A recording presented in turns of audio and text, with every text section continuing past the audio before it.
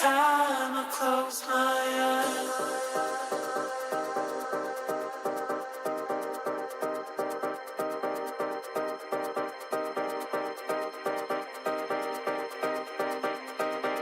every time I close my eyes,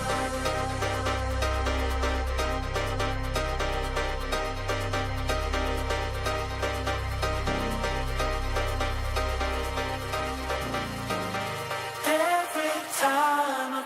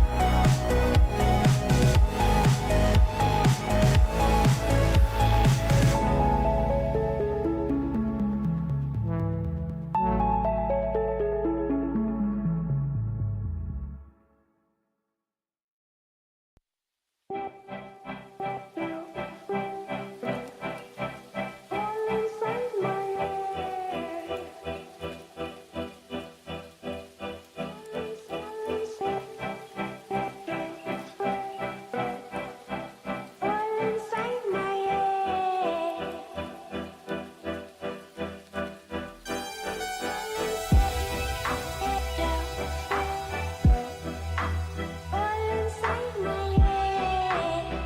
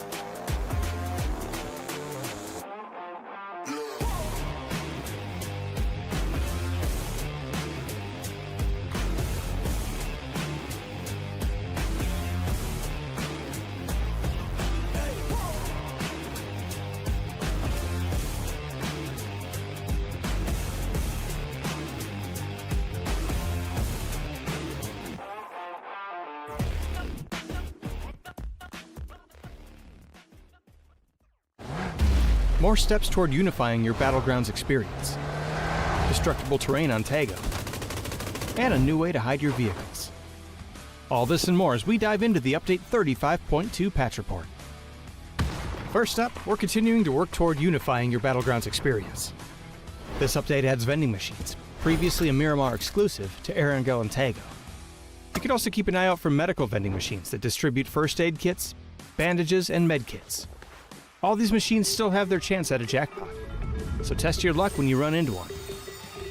In addition to this, Erangel is also getting Tago's destructible pots. Breaking these has a chance to give boosts, healing items, throwables, and even secret room keys. So embrace your inner Link and smash away. And speaking of destroying stuff, destructible terrain and the red zone have made their way to Tago. As before, explosives and the Panzerfaust will alter the terrain they hit, adding a bit more realism to that big, cool explosion. We've also added the pickaxe to the map for those who'd rather dig their trench a little more discreetly. For now, destruction on Tago will only affect terrain, so don't worry about the building you're in caving down on top of it. And on the topic of discreetness, you can now find vehicle camo netting on Erangel and Miramar. Deploying the camo netting to your vehicle will help it to blend in with the terrain around it, making it harder for enemies to see while obscuring tire positions. We've also toned down C4 a little by making it a deployable weapon that requires 4 seconds to set. This adds a little more risk to the reward instead of it being used as a nuclear grenade. There's also a new Survivor Pass, enhancements made to the inflatable boat, some improvements to the flare gun's UX, and lots more info about everything else we talked about. So be sure to check out the patch notes for full details. Update 35.2 is here. So pack your favorite explosives and get ready for a little light terraforming on Tago. Just make sure you hide your getaway vehicle from the other survivors. We'll see you on the battlegrounds.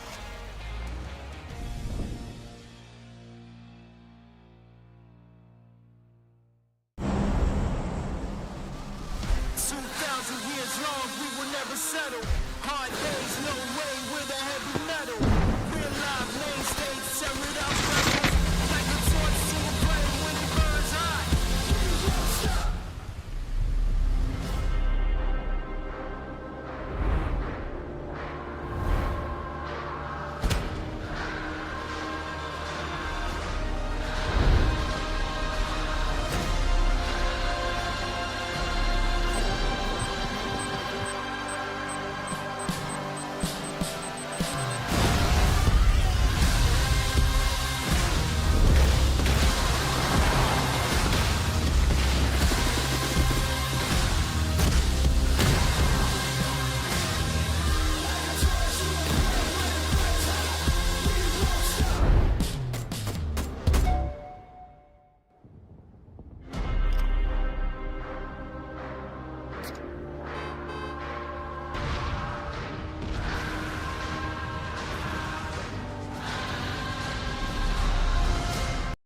Welcome to the PUBG Players Tour.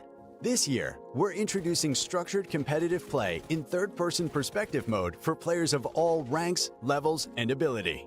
Here's how it works in EMEA and Americas.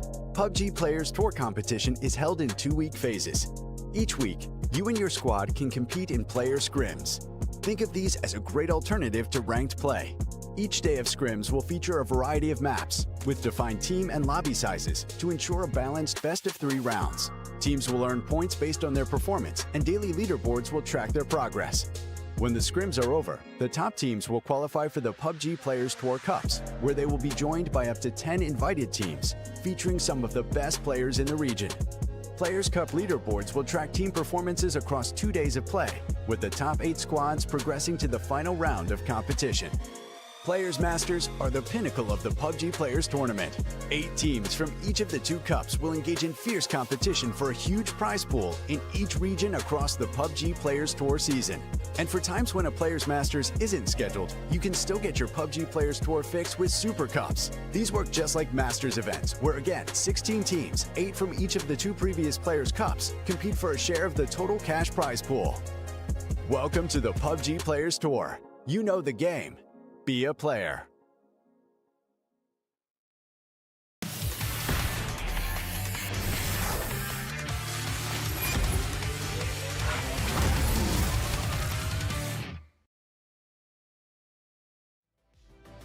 Happy Friday, everyone, and the little sprint cycle we have coming up to every Super Cup is now reaching its conclusion. 3 days, 12 maps, and we will find out who will be your next Super Cup champion. And Chunks, this is going to be an especially fun one because this is the last one we have before the next Masters, and the prize pool just keeps getting higher and higher.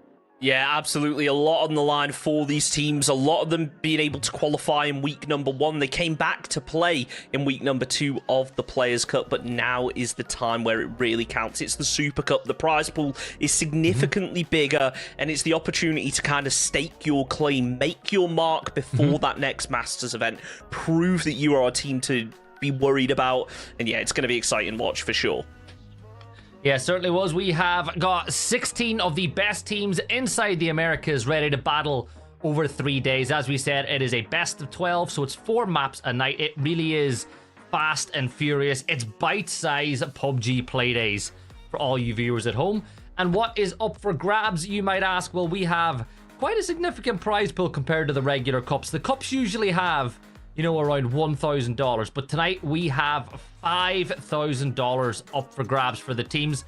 $1,500 for the team that comes in first place, $1,000 for second, and the prize money keeps dropping all the way down to 8th. But the big thing is, Chunks, you get 4th place in this event, and you get the same amount of money as you would get for winning a cup. Yeah, it means a lot to these teams, but again, you are against the best. We don't have those players' scrims to be able to qualify. It isn't kind of going through what you would consider open lobbies. This is the big event in terms of this phase of the competition, and these are the teams that are going to be taking part. A lot of familiar names there, some new ones in a way. We have our 2 new global partner teams, which are going to be big ones to watch, see how they're able to perform, because I mean, when you look at what happened last week, Rock, Fury are both putting in work in the Players Cup. Yeah, they had an excellent Players Cup, and then the question kind of falls on to 55 Esports then. Did they keep their America's partner, you know, that's the partner spot that they had? It's worth keeping an eye on what happens there. Remember, it is an all new look roster. I also like how we segregated all the yellow logo teams down to the bottom right. You know, put them down there, you know, make people try to find where I could see an Empire hiding on the screen. But Chunks, one thing I suppose we better get out of the way for the viewers at home, because we know there'll be a lot of them asking over the course of the night, where's Falcons? Where's Falcons? They just did not get back in time from PGS to compete tonight. So with that being the case, they're not taking part, but we do have the rest of everyone's favorite teams, and we know for a fact there's so many Liquid fans that'll be watching tonight too. Yeah, well, look, I've been told by Empire that Falcons, where they are, they're scared. They're not turning up. So let's see if Empire are able to perform tonight. That's going to be one to watch for sure. Don't forget, you can get signed up to take part in the Players Tour by doing !register in chat if you want to get your opportunity to play in the scrims, play in the Players Cup, and then maybe even make it to the next Masters event with an absolutely huge prize pool. Get yourself a team together. You just have to be 16 years of age or older. Of course, to answer the question that for some reason gets asked so much in chat, we are playing TPP tonight. Yeah, exactly. That's what the PUBG Players Tour is all about. And yes, make sure to register. Registrations are now open for the next Masters, where the prize pool is $20,000. As Chung said, all you got to be is 16 years of age and older. There will be scrims held over the next 2 weeks. All you got to do is place inside the high enough placement points to qualify for the cups, at which point you got a chance to qualify for that Masters. But Chunks, it's the start of every Super Cup, and it's always the tradition that one caster will always try to throw another caster under the bus with a prediction. So I'm going to open the door early for you. Is there any favorite out there that you think the viewers at home should be watching and looking forward to seeing? Team Mirror. That is the team that has consistently performed at the top end of things. They take those early game fights. They kind of slow down for a little bit, but as soon as I want to say the team-on-team fights start to happen, as soon as we get 2 or 3 squads fighting, that's where they really start to thrive. And of course, we have to observe them first, because they always seem to take the early game fights, especially here on Miramar. They tend to land over to the west a little bit, and then on those rotations, they always cause problems for teams nearby. Chunks, they win map 1 every night. It seems like it's written in the stars that Mira will always win the first map of every cup weekend in TPP. But it is important to mention as well that when we speak about, you know, you don't have to be 18 to register, Kawazine on Team Mira is under 18. We have waxed lyrical about this kid for a long time. He will not be able to compete inside of EWC. He misses eligibility for those quals by like 2 weeks. It's actually insane how close he was to qualify, but keep an eye on that name because I bet you he will have an impact when it comes to PAS, and I bet you that if any teams are looking to make changes who are at the very tippy top, he is a player that they'll be looking to scout. And speaking of the tippy top, look where the shift has gone. It's gone way up to the tippy top of the map. Yeah, it's going to be a really good position for Team Mirror. They can get those proactive high ground areas early on, try and cause problems for the teams rotating through. Now, this is one of those zones where, as is typically the case on Miramar, there's a lot of verticality to look at. You can see those craters, those cliffs up to the northeast of Pozo, Crater Fields area. It's going to be interesting to see whether Team Mirror take that early, as a lot of squads tend to do. But then you have that real big risk of rotating out of it. 100%. And another thing to keep an eye on in a circle like this, Chunks, is all points are essentially accessible, right? It's not a circle on Miramar where there's water on an edge or there's unplayable. You can get access to the circle from every single point. So look for teams on the western side, like Carito, like Team Keizo, to go all the way north, to push in to this side of the crater. You know, don't be surprised to see some of these sides on the opposite side pushing in from the north, but I'm looking, and the observer's pointing out to us that we might be about to have our first fight of the weekend, Chunks. Njeke team are right beside the brand new Zanganos, and I'll be curious, I don't think JMS has any clue. No, I don't think so either, but look over at the map. Vinny is all out on his own. The rest of the team, they've all looted up a little bit. They're hopping in vehicles. They're moving down here. He's got the read on to JMS, but he hasn't taken any shots yet. He's waiting. He doesn't want to expose himself and then find out that there's multiple Zanganos players around the area, which as of right now, there aren't. JMS is going to start getting a little bit concerned now. He's going to hear those vehicles rolling in, but maybe not. In check, they've actually pulled up slowly. They're not giving any info away now. Yeah, JMS is just a point being waiting to be gathered. It's going to happen pretty quickly. It's, you know what, they'll probably rip the band-aid off. They'll not make it too painful, but the trap has been set. He's completely oblivious. You know, as you can see, he's looking all around him, left, right, and center. Don't even want to talk about it too much because it's going to be unfortunate for Zanganos to lose what would be a second player so early on because, as we can see, they did only load into the server with 3 on the board. But Chunks, do you give him any chance in this gunfight, or do you think it's a foregone conclusion? There's always a chance, and it all comes down to how Incheck decide to take this fight. If they take it as a couple of 1v1s and they're not playing for their trades, then yes, there is a high probability that you might be able to survive, but you never know in PUBG, especially with these kind of unpredictable squads. Some of them have just popped off when we least expected, as now Incheck, they finally open up. JMS caught out from long range, and it was a foregone conclusion for him after Vinny was able to spot him out. He's up on the roof and finishes off the job. And check with their first point of the game. And honestly, looking at the position that they currently have in the circle, they have a real good rotate up to the northeast to try and make it in. The only thing I will say is you look at the team that's closest to them, and it is Al-Qudsiya. And Al-Qudsiya will see someone like Njeke team getting a kill early on the board, and they'll think, hey, we can gatekeep this. Relo's in a position where he can feed that information elsewhere. We'll turn our attention to that in a little bit because BL up on top of the mountain, he's got the rest of Rock for support, and he will hear Vox climbing to the mountaintop inside that buggy. And, you know, if you give Vox the high ground here, all of a sudden BL's position becomes a little bit tougher, but as you can see, I think he couldn't quite get the purchase he needed to make his way up that hill. No, doesn't seem like it. Rock, they're going to make the most out of this high ground for the time being. Oh, no, are they going to lose that vehicle? Looks like they are. A Murado down right now. Vox is going to continue the rotation. It looks like he still wants to try and get up there. I'm not sure whether he's going to be aware of Rock holding that position, but he's seeming a little bit hesitant about making this push right now. That buggy is so open. You're so vulnerable to shots when you're rotating into it. There's Infinite. He could find himself in a little bit of trouble. Fires off a couple of bullets over towards potentially dangerous and not just getting caught yet. Yeah, and Infinite, he's going to come under a lot of pressure, though, and as you can see, he's playing it smart. Smoke off one angle, focus on another. The rest of PD, they're a little further away. Pavom is the closest player there, but Murillo, from afar, will try to just put enough pressure on that'll force PD to push a little further into the circle, and that's no real issue for PD, right? You know, you might have wanted to play this position inside Hacienda, but you're pushing closer to circle. you might be able to find something a bit better to play. And as far as they're concerned, it's just one of those things that happen on a rotate. Potentially dangerous. They've actually moved away from Hacienda now. They've headed into the city, and they are just getting absolutely lit up. We've got so many squads around this area. 55 Esports, 4 Adoras, Team Liquid, all going to be surrounding the city. So sure, potentially dangerous. They'll be safe for the time being, but if this zone moves up to the northwest, they're going to have to make a very difficult rotate out of here.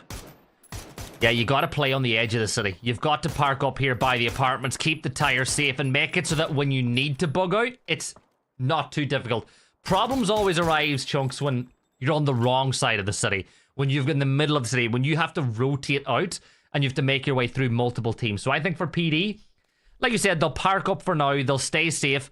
It might be a problem for them later on, but if they can keep the tires safe, they might just be okay. 55 though, Chunks, they're overlooking this whole thing, and I'm just looking at Liquid as well. They've got a 2-2 split. Sparking and Luke are playing on the hills just to the south of San Martin. And you've got 2 players inside the city.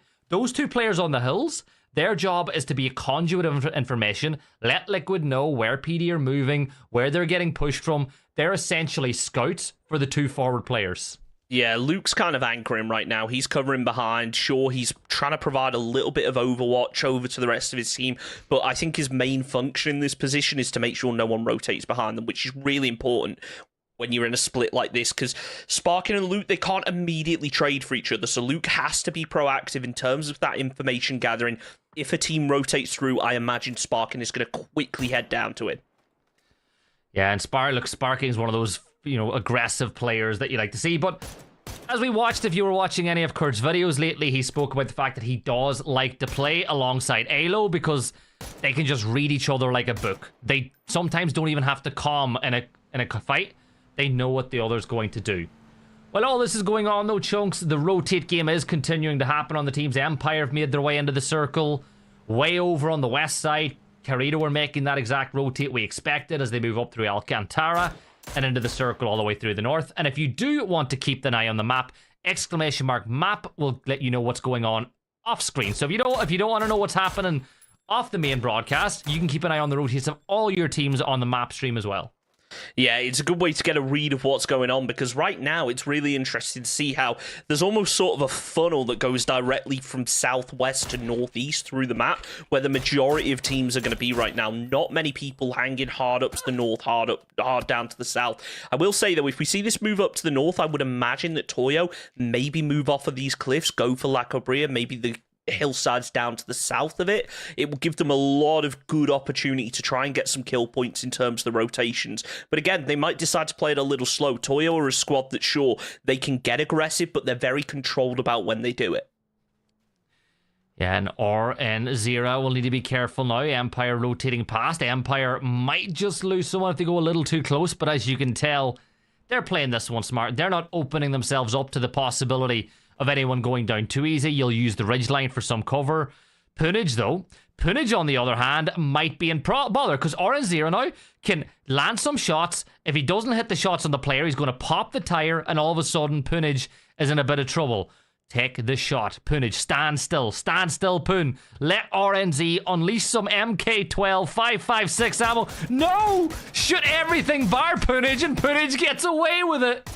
That is rough right there for RNZ. He waited for Andrew to be able to provide that support, but they're not going to have to do much in terms of this position. They can continue focusing over towards Empire, because that zone has gone hard up to the northeast. My attention right now, it's got to be trained in on teams like Furia, like Mirror. They are now in a gatekeeper position. You can see Furia there hopping in the vehicles, making their move, but they're immediately coming under pressure from Alcudia. But right now, it's Rock that are going to start applying some pressure. Robert, the first player to fall to the MK. Solds getting ready to hit the spray, but he can't finish off the job. Team Casito getting absolutely lit up, and lucky to only lose one, unless Cruxy gets caught out now, which he does. Yeah, tire pops in the Bronco and you become a sitting duck, or should I say sitting mouse, as Team Casito will lose 2 players on the rotate as Rock will capitalize and pick up a couple of kills. That shift, though, I'm looking at some positions, and Al Qudsi at Chunks with a 2-2 split, but 2 players up on top of God Hill and God Mountain. And now 55 Esports in a spot of trouble. Balefrost with the angle from the side. You see Al Qudsi putting in damage from afar as well. And 55, well, they have just gone for one of the worst positions you could have gone for when all these players are already holding the high ground.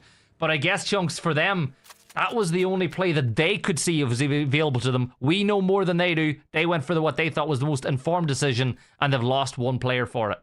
Yeah, this is going to be really rough for both Empire and 55 now. To be able to get across this compound, you're going to come under a lot of fire from Furia, from Al Qudsi.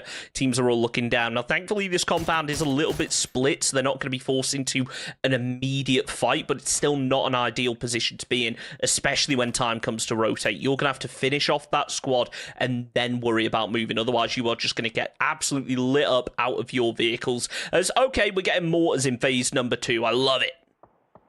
Oh, it's if you get it inside the roof of this garage, you're going to get Karak. He is really open to it. As our observer got my heart beating for a second. He thought there was another one. There we go. Let's see if Empire have done their maths properly. Remember, distance is what is the important question. And he goes for the wrong side of the compound. Like, these are micro adjustment chunks. Like, we are talking about in his POV, you're talking a couple of centimeters that make all of that difference. He sends another mortar shell up into the sky. Let's see if he can land this one right on cue. It's in the air, Chunks. It's going to land, but it's too far. It's close. Empire doing their best to get their revenge after last week being wiped out by a mortar strike from Team Mirror. They are going to try and prove that they are not the only ones who are vulnerable to the explosive. Sparking able to flush out Glock, so potentially dangerous, getting a second player eliminated from the game. Team Casito making their rotation up in that E pickup. I do have to wonder, what position are they really going to be able to play here? All of that high ground seems to be occupied.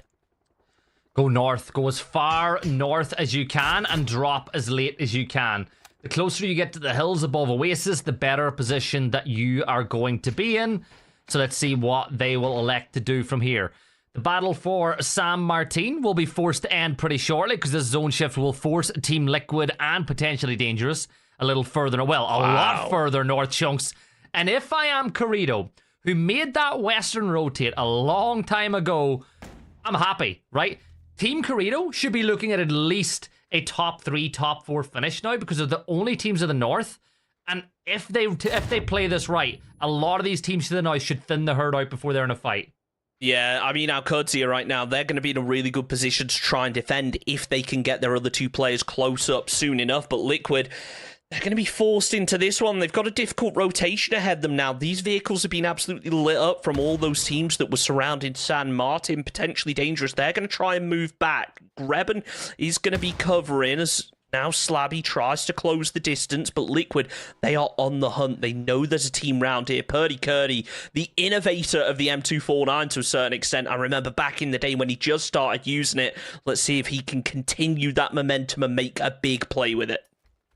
Blue fight though, so nades and bullets take even more damage onto these players because you're never going to get back above 75 HP. So every single bullet matters more. Every hit has more of an impact in these gunfights and it makes it more difficult to win. As you can see, Kurt, he does have the blue pack, but it's going to be an issue. Let's turn our attention over though to Toyo. They're battling with Foradores. Thores will get the opening knock onto Capitan. Faravero will be the next one to fall as Al Qudsi, a third party from way downtown, and Toyo are going to get dealt with, Chunks, as we jump back to San Martin.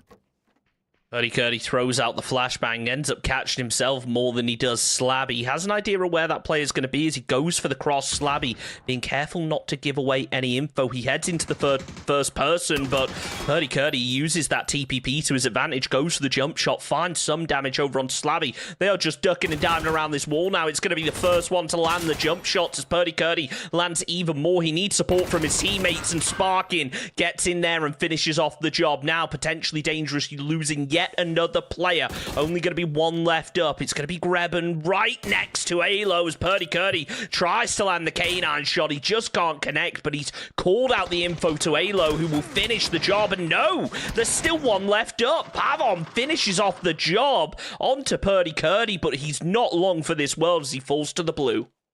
Now, you can get him back on his feet, but he's got to pop a bandage straight away. 1 damage per second is what he's taking inside the circle. So it's bandage, then first aid, and then they can focus on moving further north, where they're going to meet even more of gunfights. Looking towards one of those fights, Gizera catches out Balefrost. He was making his play onto 55, but there's a reason why this is a God Hill. This is why the teams like Furia and Al-Qudsi are playing the top, because you have so much of an angle as Punage will drop inside the compound as well. Chunks, this is such a hard push for Team Empire, but they felt forced to make it because that blue zone is shifted away for them, and this might be the only opportunity they have to garner extra points in this game. Yeah, they've now got to try and navigate their way up the hill, which is not going to be an easy one. Die from Al-Qudsi putting fire down the hillside could potentially cause enough of a distraction for Furia that allows Empire to close the distance, but it's not going to be easy when a nade like that lands from Shinboy, takes down Samcro. Haven, just spamming through the smoke, trying his best to find something. 55 under a lot of pressure as he tries to close up. Michael gets the opening knock over onto Karak, knows where Psycho's going to be, but the frag grenade is going to land close. We'll see if he can respond with one of his own. Michael and Punage working as a team, assisted by Haven, and that's the end of 55 Esports, but only 2 kills on the board from Empire, and yet again they are now coming under mortar fire. Chunks, the only thing I can say is the Empire strikes back. They get the kills onto 55, having sustained the opening 2 knocks, but as you said, it is going to be rough for them. It's like being dragged from pillar to post. You're outside the circle. Furia and Al-Qudsi both have eyes on where you're playing, and the question is, do they even have a safe vehicle? Now, you'd hope that the warehouse might just have one that they can use to make their way in. Elsewhere, though, Chunks, like I'm looking, Zanganos with a chance to get a knock, and Viri as a solo. You know what, Viri? I'm a fan. Get your kill. There's 14 teams left alive. You don't know how many chances you're going to get to take points, so you've done the right thing. Now, the question is, can he still rat for a few extra points? When you're in a zone like this and there's this many players alive, you've got to grab every point where you can. There's no point trying to go for placement. As Empire, they're going to try and get themselves into a nice placement on the warehouses down on the southeast of this hillside, hoping to avoid the fight between Al-Qudsi, Furia, and all the other teams about to make their move up. Bran gets knocked by Die and finished off as well. That leaves Team Casito as only a live left up, and he is outside of the blue zone. As now Rock, they close up the distance. They're trying to make a push of their own over onto Forever. They know that they've pulled up. The nades are landing, but they're just not connecting. Yeah, and you need that opening knock, but Slump's got a P90 in his hands, and that thing is the great equalizer. Now, Bad Kevin, he's going to throw down some smoke grenades, so eventually he can make a cross and get out of that nade throwing distance, or at least even try to bait some utility. Nope, he's doing exactly what we thought. RBN, he's given away his position. Slump knows exactly where he is. The question is, where does that opening knock come from, Chunks? And I like this. One thing we've noticed with a lot of TPP events is you don't smoke close to allow you to run. You smoke closer to the defending position so that they can't peek around the smoke. It's really clever from Rock. If this was FPP, they'd be creating a smoked line to run through, but because this is TPP, they're smoking off the defenders, and now that allows them free movement to get up to the compound.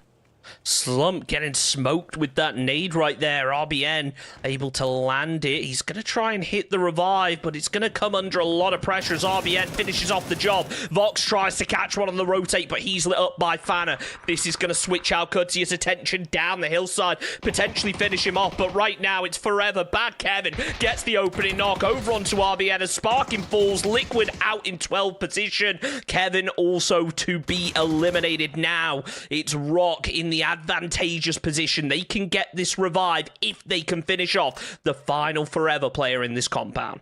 Yeah, Blue Zone not moving for another few seconds just yet as well, and Al-Qudsi, they are now forced to move too, and they might just go for that direct path towards LG.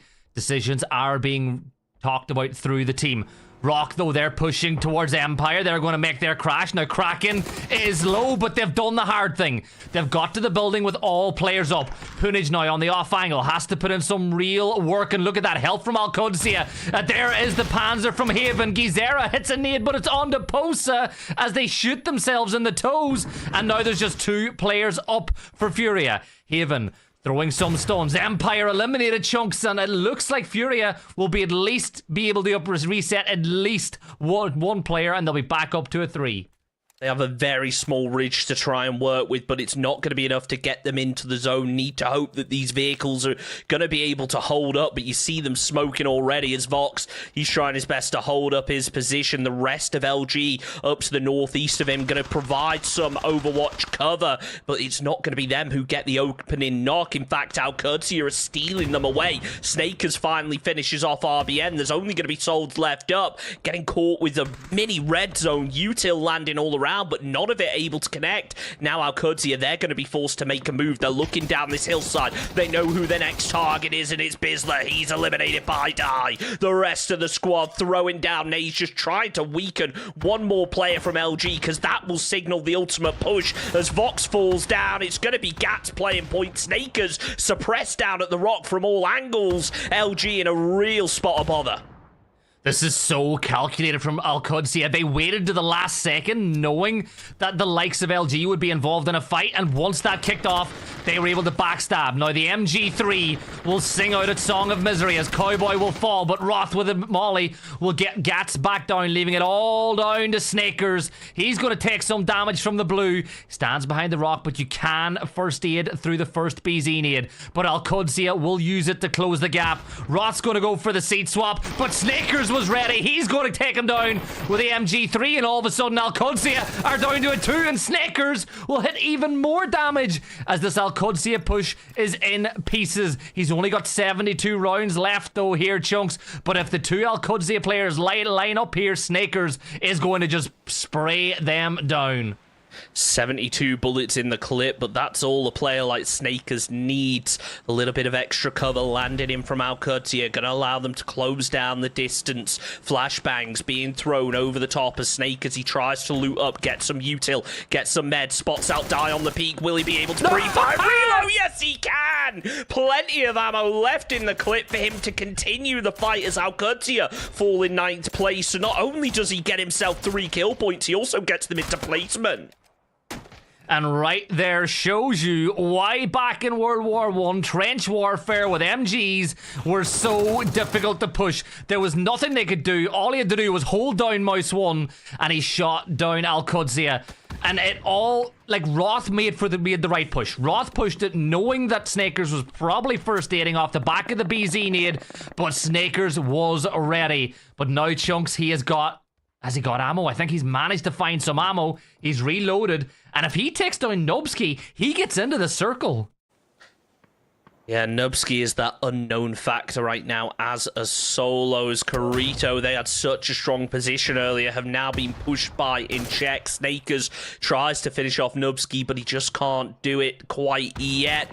As Jed shot the final player from Carito, doing his best to land those DMR shots, wants to flush out every kill point that he can. His teammates are so far away, it'll be such a difficult revive. He throws down the smokes to try and get himself a little bit of cover, but he is just running for dear life. Snakers absolutely lit up by the Molotov. 1 bullet finishes off the job. That's LG down in 8th. Nubsky, the snake in the grass after escaping the compound crash earlier on. Yeah, great job by Nubsky to pick up those extra points, and now we're in the top 8 teams. Vinny will go for the smoke. He's peeking on up. He wants to work out where that last player, where Jedshot is standing, but Jedshot needs to realize, if you get aggressive and push this kill, it's worth extra points. Now, there's Benya getting a kill, as that'll be the end of Furious. 6 teams left alive, 14 players, so everybody has taken a beating.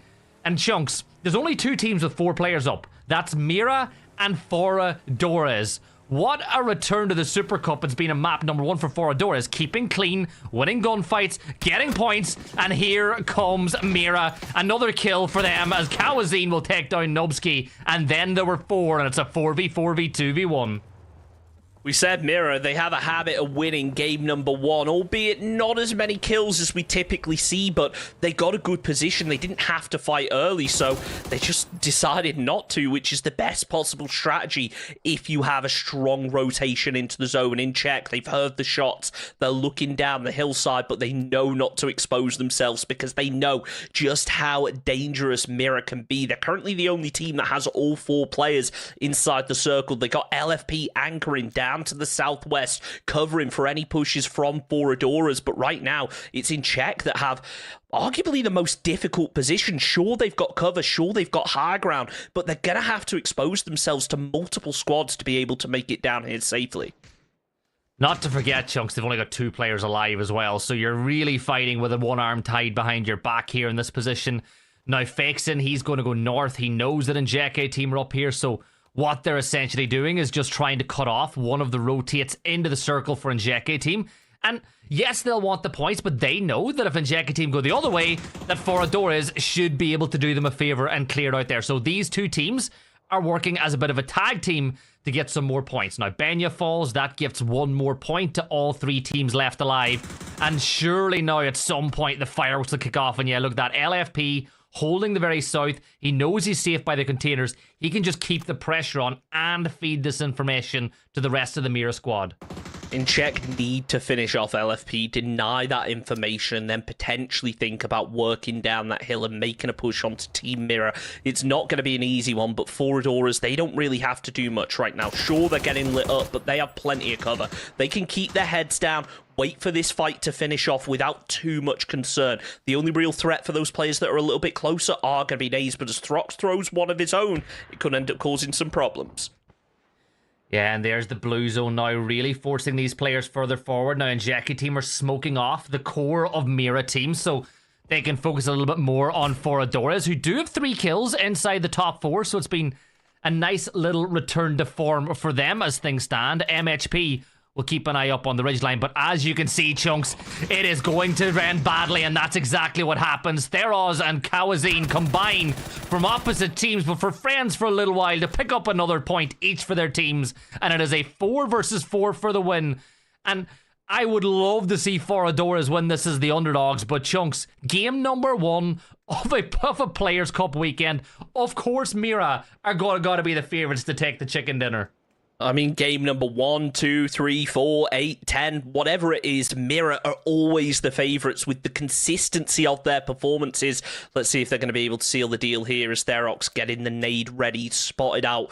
Fana popping over that ridge. They hear the nade land through, but it's too little, too late. Fana now opened up upon. I think Therox knows there's going to be another player up here, but he needs to try and make this push. Make the most out of that high ground while you still can, because in 15 seconds, that phase is going to start closing in. It's going to cut out these ridge lines, and then you're exposed to LFP, and look at where he is aiming right now.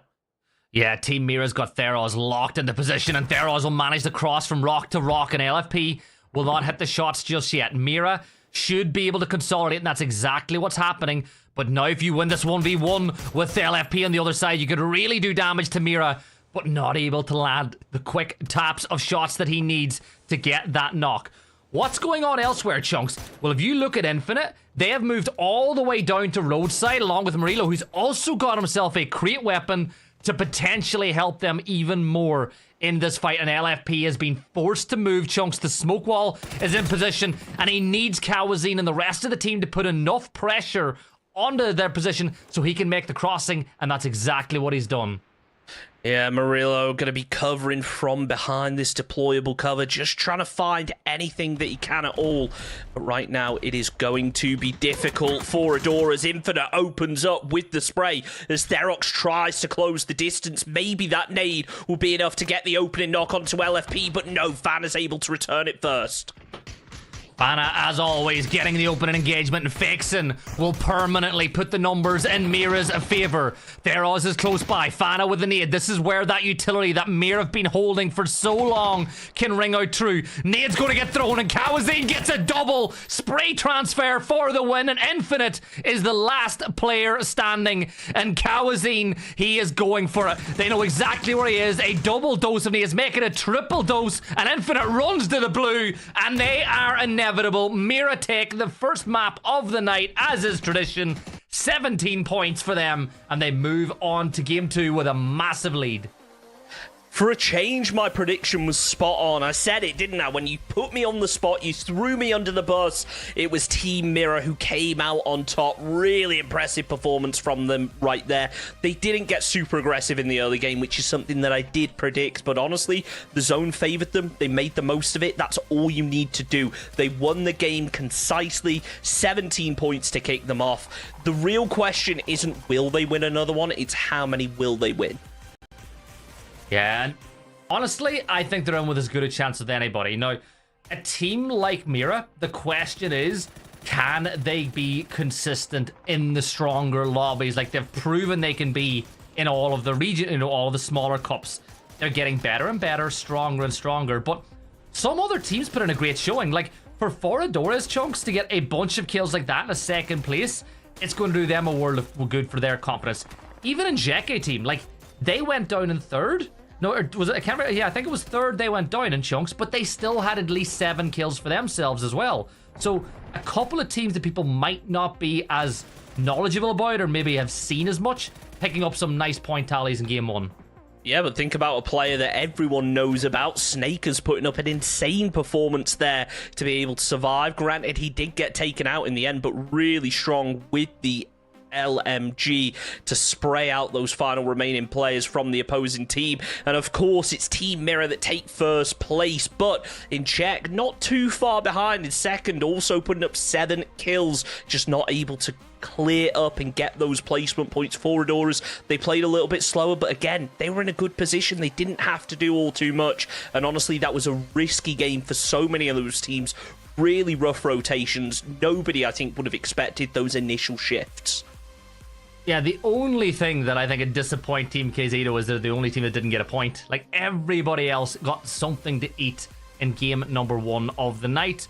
But that, we're not going to transfer from a match and over it all leaderboard because they're the exact same thing. They're one of the same after 1 game on the night. But certainly for the likes of Team Mira and Jeke team, they're going to be feeling good about how things are going. But Chunks, I think we'll jump into a very quick break. When we come back, we'll have game number 2 of the night. We'll see you guys in a few minutes.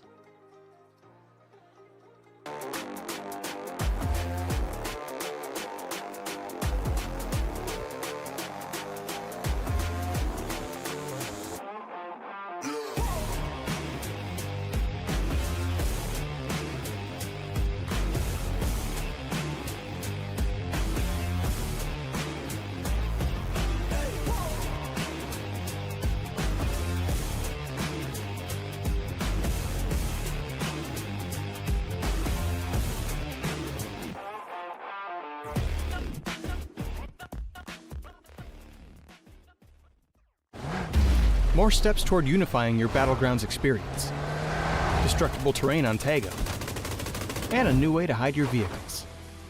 All this and more as we dive into the Update 35.2 patch report. First up, we're continuing to work toward unifying your battlegrounds experience. This update adds vending machines, previously a Miramar exclusive, to Erangel and Tago. You can also keep an eye out for medical vending machines that distribute first aid kits, bandages, and med kits. All these machines still have their chance at a jackpot, so test your luck when you run into one. In addition to this, Erangel is also getting Tago's destructible pots. Breaking these has a chance to give boosts, healing items, throwables, and even secret room keys. So embrace your inner Link and smash away. And speaking of destroying stuff, destructible terrain and the red zone have made their way to Tago. As before, explosives and the Panzerfaust will alter the terrain they hit, adding a bit more realism to that big, cool explosion. We've also added the pickaxe to the map for those who'd rather dig their trench a little more discreetly. For now, destruction on Tago will only affect terrain, so don't worry about the building you're in caving down on top of it. And on the topic of discreetness, you can now find vehicle camo netting on Erangel and Miramar. Deploying the camo netting to your vehicle will help it to blend in with the terrain around it, making it harder for enemies to see while obscuring tire positions. We've also toned down C4 a little by making it a deployable weapon that requires 4 seconds to set. This adds a little more risk to the reward instead of it being used as a nuclear grenade. There's also a new Survivor Pass, enhancements made to the inflatable boat, some improvements to the flare gun's UX, and lots more info about everything else we talked about. So be sure to check out the patch notes for full details. Update 35.2 is here, so pack your favorite explosives and get ready for a little light terraforming on Tago. Just make sure you hide your getaway vehicle from the other survivors. We'll see you on the battlegrounds.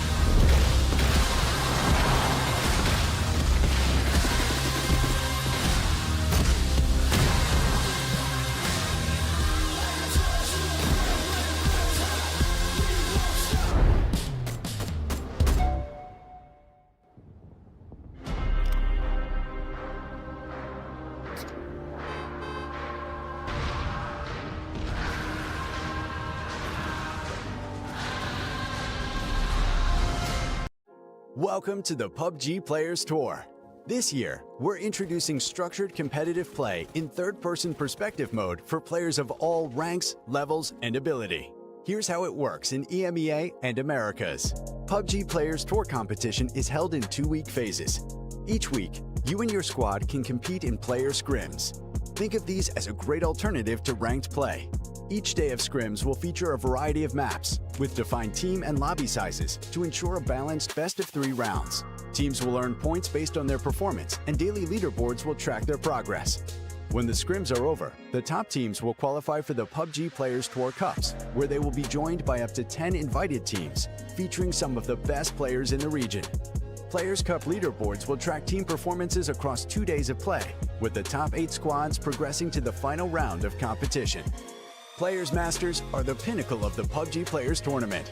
8 teams from each of the 2 cups will engage in fierce competition for a huge prize pool in each region across the PUBG Players Tour season.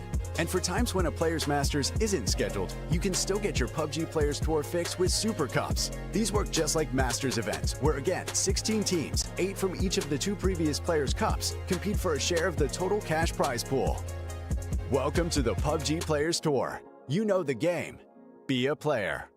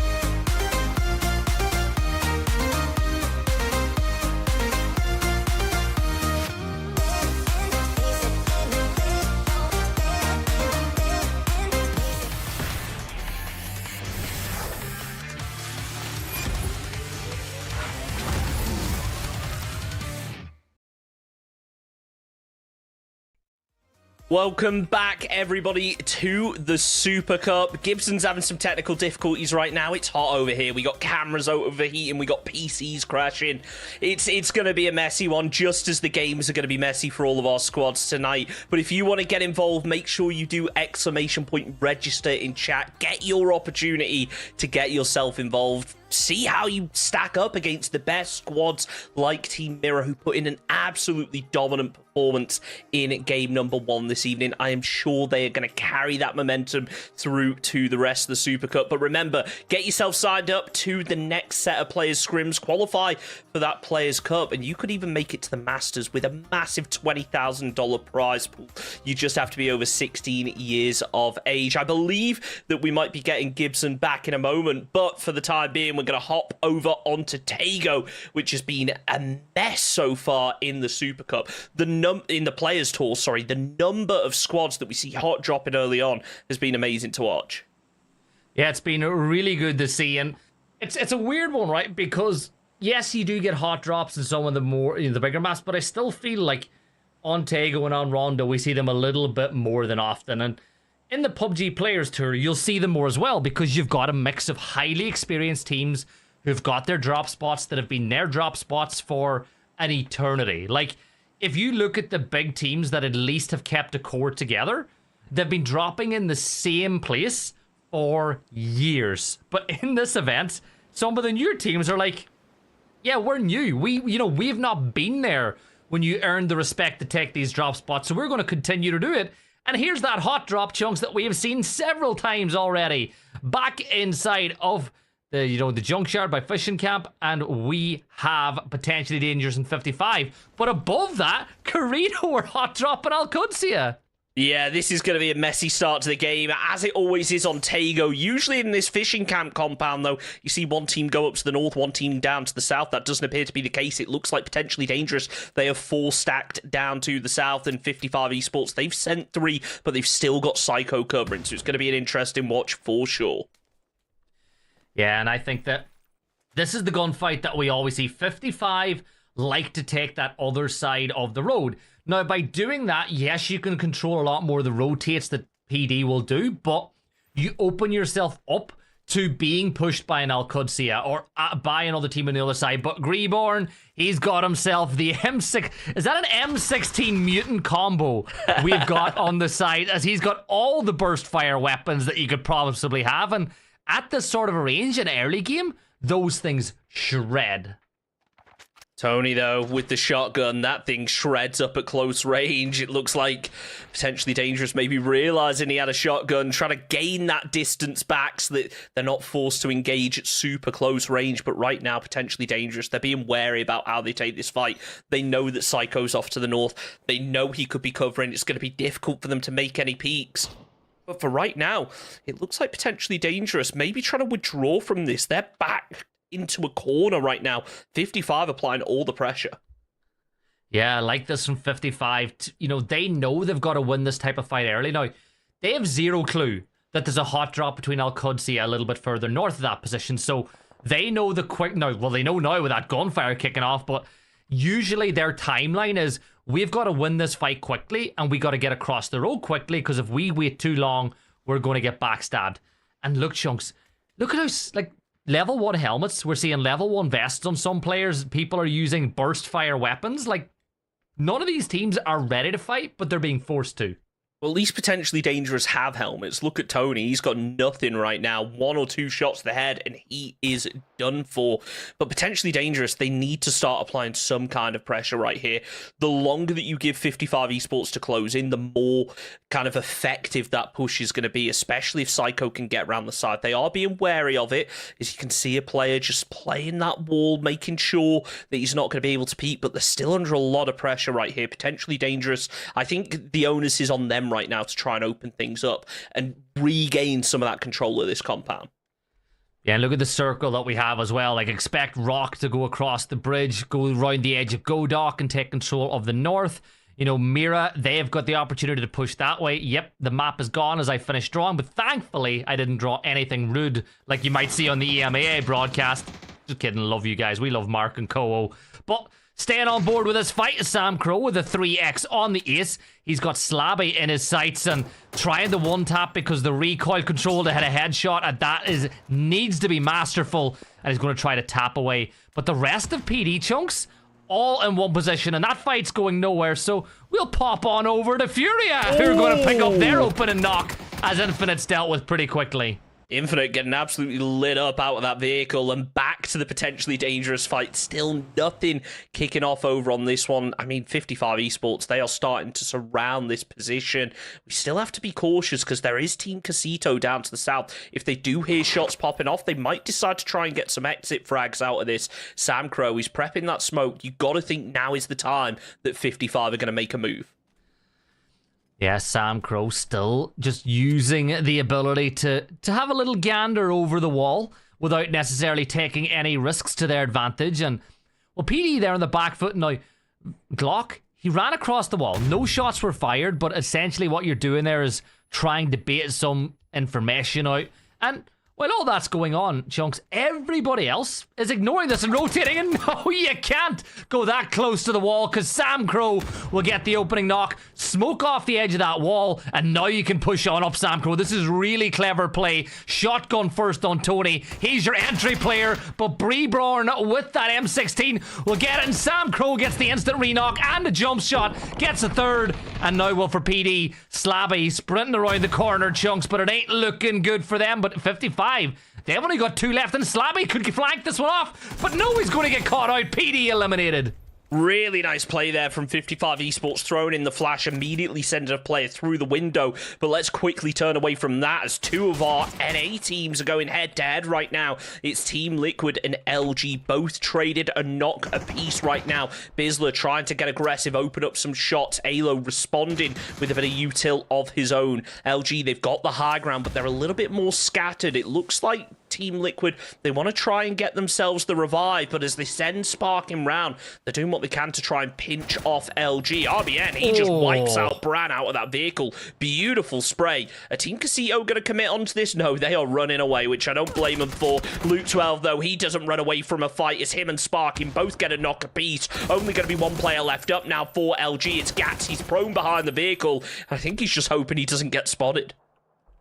Yeah, he's prone, as you can see. The vehicle's immobilized at this point as well. So, Mira, they got a little bit, thirsty. They thought they could maybe third party off the back of this action, but I think for now they're prioritizing their move into the circle at this point. And, I expect that. Like I said, they're probably going to go further north and go for that one. But look 12, surely. You just about seen him, and yeah, there we go. Here's the utility dump. Gats should now be dealt with, Chunks. Should be. Surely they have a read on where he is. They wouldn't be throwing this much util down at a single rock if they didn't. But Alo, he almost got caught off guard for a second. Will be able to finish off Gats as LG eliminated down in 15th position. Toyo there now trying to find some damage onto Team Casito as well. And it's Capitan with the vehicle explosion to take down 1. That, I believe, leaves Team Casito as only 2. But it might just be 1 that I can see on the minimap right now. Yeah, poor Team Casito aren't having the best time of things tonight so far, but you know what? There's still at least 2 maps that they can get some real points on the board. Elsewhere, though, Carito, they had a great position in the last map. They didn't really capitalize on it. Rock are going to stick on board with a fight, and, well, Santastico, he's got the angle. Going to take some damage off the back of that, and he jumps inside the vehicle and says, you know what? Let's reposition. We're a little bit vulnerable here from multiple spots, so we can move on to a better spot. And even though Carito didn't get a knock there, Chunks, I think they've done a great job of holding their ground. Absolutely, they are putting in work out of this compound, keeping heads down. Jed's shot, trying to find an angle onto one of those rock players. He knows that they're going to be ironically at the rock, able to fire some shots in their direction, but just not connecting with them as of yet. Rock, they've got a bit of a split going on. They could just be repositioning to take the fight as BL up on the hillside tries to open things up, and this is going to be rough for Team Casito right now because it's only Robert left up. He's been spotted out. Haven peeks round, potentially going to get the knock, but no, Robert gets 1 on his way out, confirms it as well. So at least Team Casito got a point out in 14. Yeah, and Robert did the right thing. Like, Furia, they've got most of their team up. They've got, 3 players up. You're surrounded. Confirm out your point, because you're realistically not going to win that fight. So, get the points where you can get them and move on to the next map. Carito, still holding their ground. They're surrounded on 3 sides by rock, though. If you want to see what I'm talking about, !map in chat. That'll give you access to the map feed, Chunks. And what I like to do, even though nobody asked and nobody probably cares, is I like to put the game on my TV and the map stream on my phone. That's what I like do. it. I like it. I mean, I think I'd struggle to see the map, so it's handy having that second monitor, but you know what? It's always good to have both feeds open. You can see the developing fights, just as if you had the map stream open, you might have seen this one developing as Team Liquid. They moved all the way down from the south directly into Furia. The zone is about to pop. Now, if I know anything about Tago, this is going to cause problems for the team, regardless of how it moves, and it centers up. Now, you think, hey, that's just a donut circle. That's going to be fine for all of these squads, but look at all that water in the middle. So many teams limited in terms of how much space they can actually play now. Yeah, and I love it. Like, I don't think anybody's going to gamble on that south circle shift, but you never know. Elsewhere, though, let's focus on Team Liquid. And look at Furia. You've got an MG in the hands of Kraken. Posa's got a Panzer. So they've got a wombo combo 1-2 punch going on over on that side of the compound. And this is the compound, Chunks, if you remember, that LG had an incredible hold on a few weeks back in one of the previous cups. And this compound that that Furia are playing is so hard to take. It certainly is, and you can see Team Liquid struggling to do so. You can tell that they want this compound, but it's probably beyond all reason that they actually get it. So they're going to kind of position themselves up on the hillsides right now, not really commit to taking this fight. If they get an opening knot, things could change as, well, in Czech, after a second place finish last game, their luck is starting to change. Losing Andrew after using that E-pickup, they land right into the city with everyone else. I know you weren't banking on that southern shift, but I'm really hoping to, because if you have that map open, you see just how many teams are inside this city right now. The only people, Chunks, who don't want the southern shift are all the teams in the north. The fans, you and I, anybody who is an agent of chaos want that to shift. They're like, go on, Panzer. Oh, he got so close. He landed damage with a spray, but we almost had a little highlight there from Posa with a Panzer. But Liquid will manage to get on out of there. They're going to pop on up med before they make their next move because of how difficult these shifts are. And Chunks, as it stands, 55 are the only team on that South Island, because Empire have rotated in from the north side, and everyone else actually forever have a 2-2 split. 2 players on the North Island, 2 players on the mainland, just in case. And that could work out well for them. We're hopping on board with Toyo right now, and you can see just how split off they are. They've got really good control of this northwestern area, but when you look at the teams that are moving in, we got Rock and Carito that are going to try and make an opening through it. It looks like Rock, they're going to head up to the north. Actually, never mind. They've just called in an E-pickup, so maybe they're going to commit to the city as well. But Team Carito, you have to imagine they're going to try and focus onto that duo down to the south from Toyo Esports, try and clean it up before the rest of the team are able to get into position to provide any support. The pickup is going up, shots are landing, and Rock, are they going to be able to get everyone on it in time? Maybe they don't want to. You don't need to get everybody on it sometimes. You can send a couple people in on foot, send everybody up in the sky, and see what happens from there, but we'll keep an eye. Chunks, they have 3 players there. 3 players are going to take to the sky. And where do they go? Shots are being fired. Carito with eyes on. Not really landing any damage onto anybody other than Souls. But Rock still have a long way to go. And look, Kawazin's been knocked by Furia as well. And Mira are pushing into Yongchon. And I think they should be able to get that res. And they're already sticking it. And the circle still keeps some of that mainland on board. I'm so interested in how Rock decide to play this right now. They've surely got to jump out soon enough. You'd think that they're going to go for the city, but yeah, that does appear to be the case. So there's going to be a lot of teams in a very small town to try and navigate right now. They're going to land through, going to come under some fire from Furia. Skizera tries to find himself a bit of damage, will be able to, and converts it over to a knock alongside Potter. Sold's eliminated now for Rock, not even getting the chance to touch the ground, really, before being wiped out. Rock, they did manage to grab the very edge of this city, so they're going to be posturing up to try and hold other teams out, because looking at the way the circle is right now, unless it moves really hard up to the northwest, the chances are every team is going to have to move over, up to the northeast, every team is going to have to move over to that southeast side of the town. Yeah, Chunks, why were Al-Qudsiya playing in the middle of a storm, by the way? Really strong winds on the north side of Yongchon, but they're in a decent position. We've seen this circle before. If I'm not wrong, yeah, look, Fury are playing in the middle of a storm as well. This is a little bit windy here inside of Yongchon, but Chunks, we've had this circle before, and it all came down to the team that was playing the position that Forever are playing to get that win. And if I'm not wrong, it was Mira back at that map as well. But this position, this section of the map, everybody in Yongchon is in a war for the next few minutes. Meanwhile, keep an eye on this battle on the opposite side where Kirito, Toyo, 55 are all playing right now, because that is going to be a big position the later into this game we get. Could we see a big mortar? They seem to be landing close to these squads. As Selfish up on the roof, coming under a lot of pressure right now, just narrowly tucking his way into the corner. Needs to be very cautious. We've seen how effective these mortars can be, but is it a question of they don't have the info, they don't have the line of sight to actually be able to land those shots? Sam Crow trying his best to support Psycho right now, as one of those 55 esports players was flushed out by Kirito, so 55 are going to be aware that this squad is moving in, and they are really well postured to try and hold them out. Yeah, and looking up towards the North Empire, they've got the mountain range, but they'll have Capitan, and the rest of Toyo to deal with a little later on.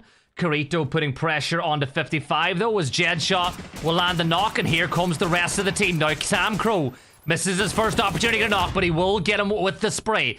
Jedshot will now go down. 2 players up for both these sides. Sam Crow, though, closing the net on the opposite side. Psycho is full blind, but Sam Crow should get the second knock. 1 player left for Kirito. He's running inside the blue. K Lopez will fall now, and well, one man is going to get a knock. Get a god will find Psycho. He's all up against Sam Crow, and he gets it. Kirito will get the wipe. They'll be able to get 2 players back on their feet, Chunks, but that's huge for Kirito.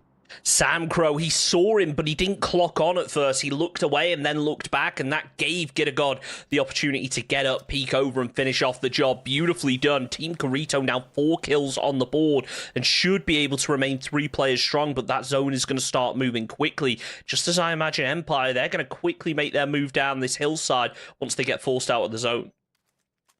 Yeah, and the zone goes towards Yongchon, and that circle keeps all of the city in place once more. But if it leaves, Zanganos are going to be in a war as they need to make their way through those front lines of Rock, of Foradores, of Mira. I like Veri's position, and I think if Veri can get further north to that other compound, he's got a real stronghold for his team, and I think the rest of Zanganos should potentially make that rotate and avoid the city. But here's Foradores jumping on. Theros will get one. Another member of Furia falls, and it's going to be Liquid combining with Foradores to wipe out Furia in the blink of an eye. And one of those fronts has gotten a little bit weaker. Theros clutching out right there with the support of Team Liquid, just wiping out Fury. A really impressive defense to pre-fire that angle after throwing down the nade. He knew that he was being pushed, and quite honestly, I don't think he was expecting to make it out of that alive, so really good to see him still standing. But still, 11 teams left up in a zone like this. It is going to be messy. It is all going to come down to how this next shift works out. Is it going to go further into the city, and then we see teams being forced to send, or is it going to be the opposite way round? Mortars landing not quite close enough to their target, as Forever under a lot of pressure down on this southern bridge. They have barely any cover to work with. They are limited, and Mirror are just dialed into this one. Mortars being thrown out left, right, and center. We've seen how effective, again, Team Mirror are able to be. They've at least damaged the vehicle, but they haven't been able to connect onto any of the Forever players. Not yet, but there's still a few mortar strikes left to go. But Fana's coming under high pressure from BL. He'll get tucked into the corner. BL won't be able to flush that one out. But maybe this mortar strike could hit gold, but nothing to be found. Now, Fexen, he'll cross. He'll get the res off onto Fana. He's gonna pick him up. And I think that's not the worst decision in the world. Get him somewhere a little safer. But Chunks, how much chaos is about to ensue with where the zone is about to shift? I would love to see this pull over to the west right now, but only time will tell. And that's kind of what we get. Look at how much open terrain is inside this circle. Sure, we got Zangarnos. They're going to have to try and make a move through. Empire will have to come down this hillside. I imagine they either play the ridges up to the west of Al-Qudsi, if that's even in, or they just have to fully commit onto the Sen right now. Carito, they're going to be in a very difficult position. We knew that their options in terms of cover were limited, but now with this zone taking everything out, they're going to have to try and cross a very open road with two very angry squads ahead of them. Yeah, I want to see if Zanganos are able to do something now on that edge of the circle as well. They're still in the zone. They're inside of Yongchon. They've got all their players up. I want to see if they can make something happen. I know they've got people watching. You know, one of the joys of having new teams in is, you know, friends and family will pop in and see how they do. Let's see if Zanganos can get something going. But Chunks up on the north. Empire preparing to make their move onto Al-Qudsi. And let's see if Al-Qudsi can hold strong. Roth with that Panzer at the ready. They know that Empire are likely going to come this direction. It all comes down to who gets that first knock. LFP looking to find the first knock onto Zanganos, but right now it's going to be Shinboy that makes the send. Roth is ready with the Panzer, going to be able to take down Belfrost, but quickly traded out there by Michael. Frags are landing all around, but it's Purdy Curdy with the third party to take down Poonage. Down goes Bale, down goes Poon as Team Carito fall. Michael able to get yet another knock. Raidlow now extremely weak. Die tries to close in, but he's being lit up from behind by Team Liquid. It's only Cowboy left up inside of this building, but Empire, they're focused on getting themselves some loot. They need to use the utility to try and find this opening. They have no info. They will have to completely expose themselves if they want to make the push. Cowboy, he gets fragged down a little bit. His Team Liquid are starting to get involved in this fight as well. Frags landing left, right, and center, but nothing finding its target. Die is pinned down. Cowboy nearly falls to the frag. A Sparkin follows up with another. It's going to be Michael who now switches his attention over towards Team Liquid. Yeah, D's inside the blue now as well. He will try to force his way through the smoke, but he is being held hard. Sparking, he's got the angle. He'll see D when D moves first, but Empire might be able to move, but D's managed to cross, and Michael, with a big need, will get some help with D, and D will pick up that knock onto Sparking. Goes back to get some more loot. Manages to find himself a couple more first aid kits and hops his way over the wall. But this battle for the north of Yongchon ain't over yet. Inside the smoke, you've got players being rezzed, but unfortunately for D, he does not have the explosives he needs to be able to cause a wipe. But Michael, he speeds Halo, he sprays him down, and that's another Liquid member falling. They're being frozen in position here by multiple teams. BL will catch Sparking from afar as Rock get involved in the action. And this has all gone wrong as it's backstab after backstab after backstab. And Empire could still make it into the circle. Shinboy throws down some smokes, getting ready to try and close the distance, but D is still waiting for one of those Empire players to expose themselves, try and get a kill or two, and that's exactly what BL's going to be able to do. Takes down Purdy Curdy. Shinboy lands the nade damage, looking to maybe try and find a flush. He closes in through the smoke, going to be holding that wall line, but this is D's opportunity to prove a point, hiding behind that deployable shield, not wanting to expose himself, hoping the Empire fully focus in. That's exactly what happens. Michael's going to fall. Shinboy, the final player left up here for Empire, as the smoke will pop. It's going to be D's opportunity to make a move, but the nade lands close. He somehow still survives that, managed to hop through the window, and Shinboy now has to try and take on Team Liquid as a solo as the smoke start to dissipate. The push is only going to get harder from here. Liquid have retreated. It's now Shinboy and D in a 1 versus 1 on the north side of the circle, just to get inside the top 9. Shinboy throws the stun around the corner, but D got himself back inside for now, so everything calms down just a little bit on this side of the circle. Look, he's going to keep an eye on what's going on over in the spot, but I'm looking on the mini-map. You see Toyo. They've got Panadorito and the rest of Forever in their sights. Capitan inside the smoke. Slump gets in. Benya will get that knock, but Nubski, he's down to 1 HP in a dream.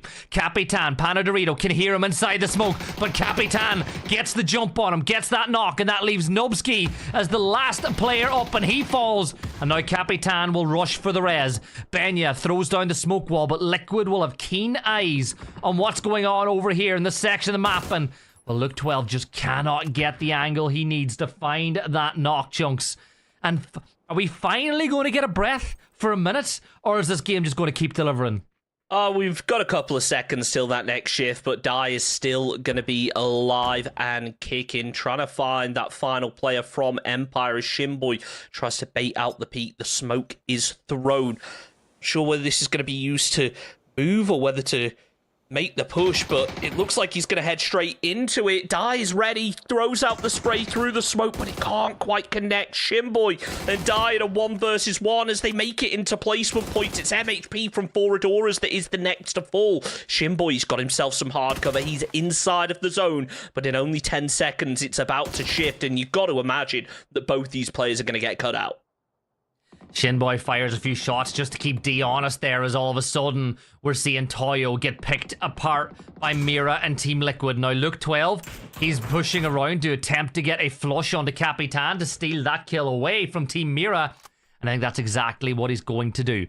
A few more steps will do it, but he knows the time. He realizes that too much time had elapsed, and all of a sudden the 2 Toyo players inside the shack are back on their feet. So as a good team will do, they'll prepare some nades, they'll throw them into the smoke once they feel that all the members of Empire Toyo are on the move. First nade will not hit pay dirt. Second nade, though, might be good. Third, yeah, it is. Capitan will now get flushed. Over by the shack, though, there we go. Third party, Vinny will force Liquid back inside the compound.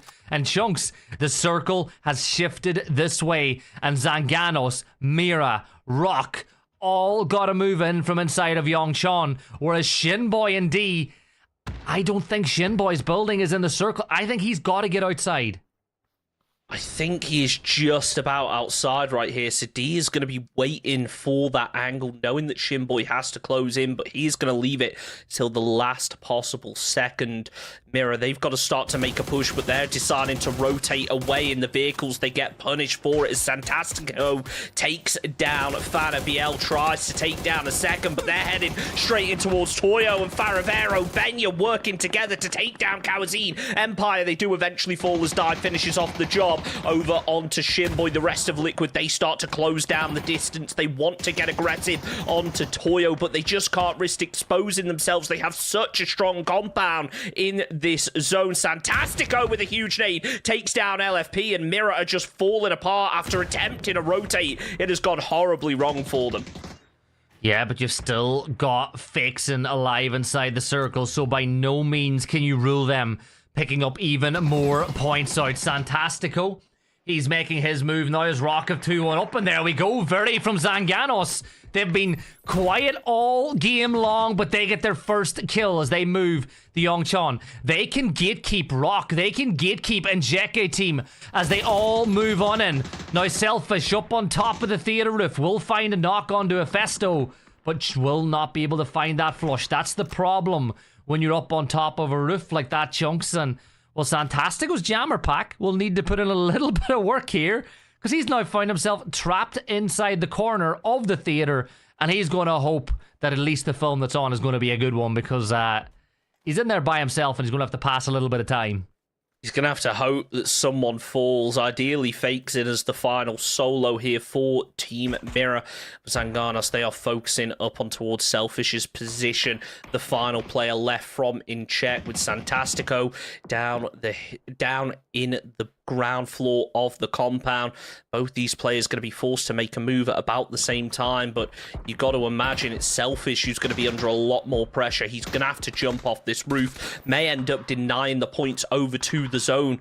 As Liquid, they still want to get aggressive onto Toyo, but it is a slow burn right now. BZ nade pops, forces Luke 12 out of position as Benya pre-firing the angle. It's the correct call as Luke 12 pops out, does get caught in the head. Only going to be Purdy Curdy left left up here for Team Liquid, but he's busy focusing on the revive right now. Toyo, they lose Benya, so they have to stick a res of their own. And Selfish, he's going to try and med, but his days are numbered, down in 6th position as Santastico somehow makes it out alive. Have Zanganos not spotted him? They finally will now as JMS gets caught with a headshot.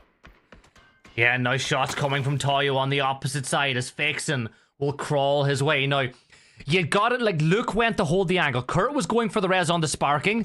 Luke tried to hold the angle. Oh my god, Santastico! He's got himself a gift for Zanganos as another player falls. Sequencia looking to do something of real consequence onto Rock as Santa will hold the angle. But he heard the nade being pulled, and he knew that Sequencia was going to have to peek to do it, and Santa just read the move better.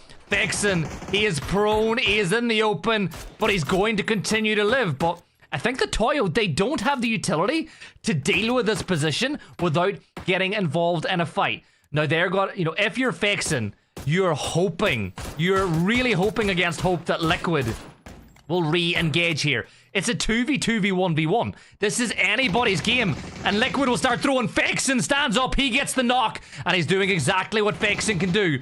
Benya will steal that kill away. Benya will erupt into flames. And just like that, there was 3 teams remaining. Liquid with 2 up. Santa's got sparking in his sights. But the metal bar, Chunks, will stop the shots from landing. And now Santa's all on his own, out in the open. 2 Liquid warriors looking to take the win. 12 kills, Chunks, and it's surely going to be 13. You've got to imagine so. Santa, though, able to get over to that tree for a little bit of cover down on such low health. Tries to peek out, lands the spray over onto Kurt, but that zone is closing in. Pops the first aid, but that smoke is going to start dissipating soon. Util being thrown left, right, and center here by Team Liquid, but they have no lethal to work with. It's all going to come down to the aim battle, and of course, it's Sparking that comes out on top. Team Liquid using the numbers advantage with 13 kills and a chicken dinner. Absolutely huge performance from them.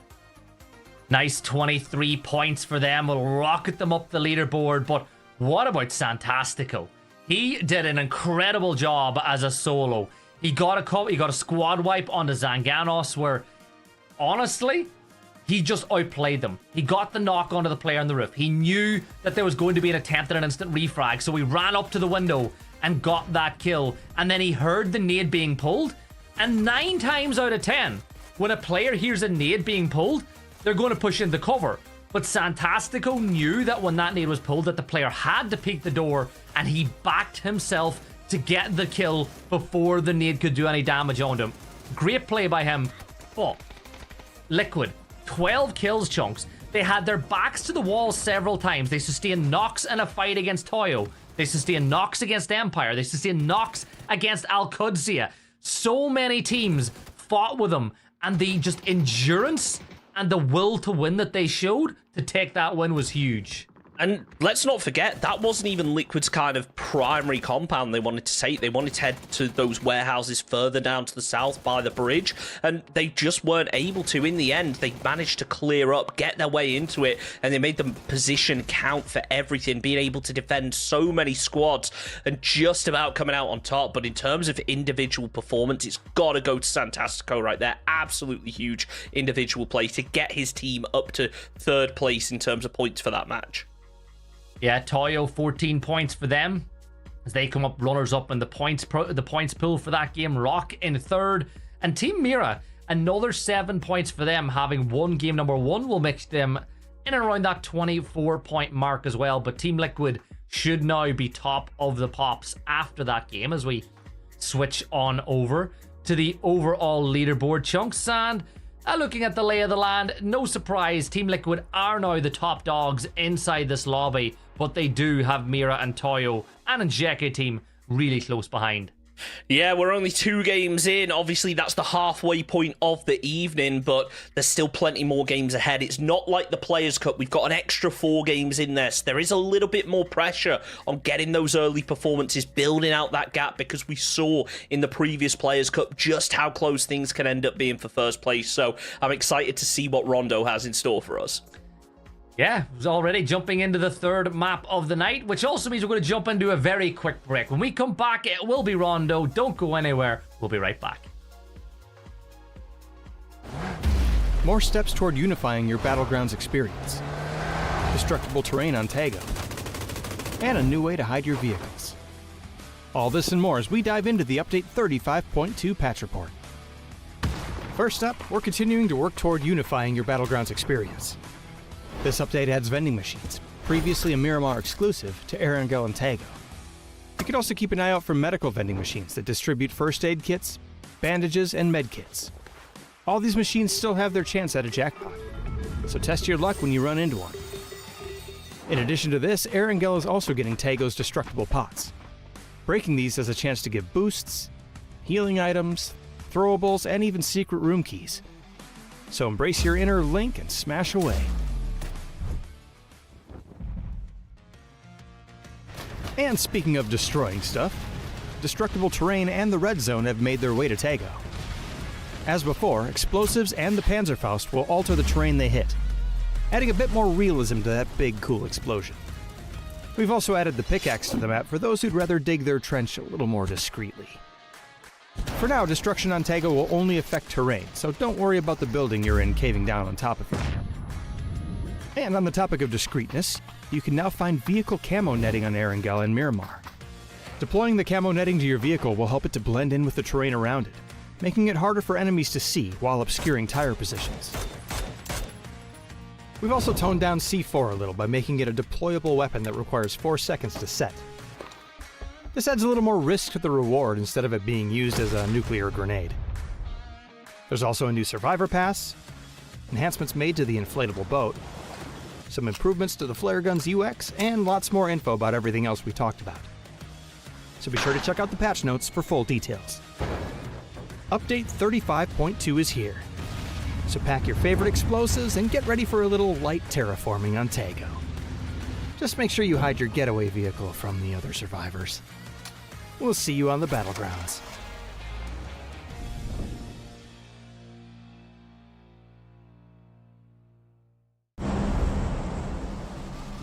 2,000 years long, we will never settle.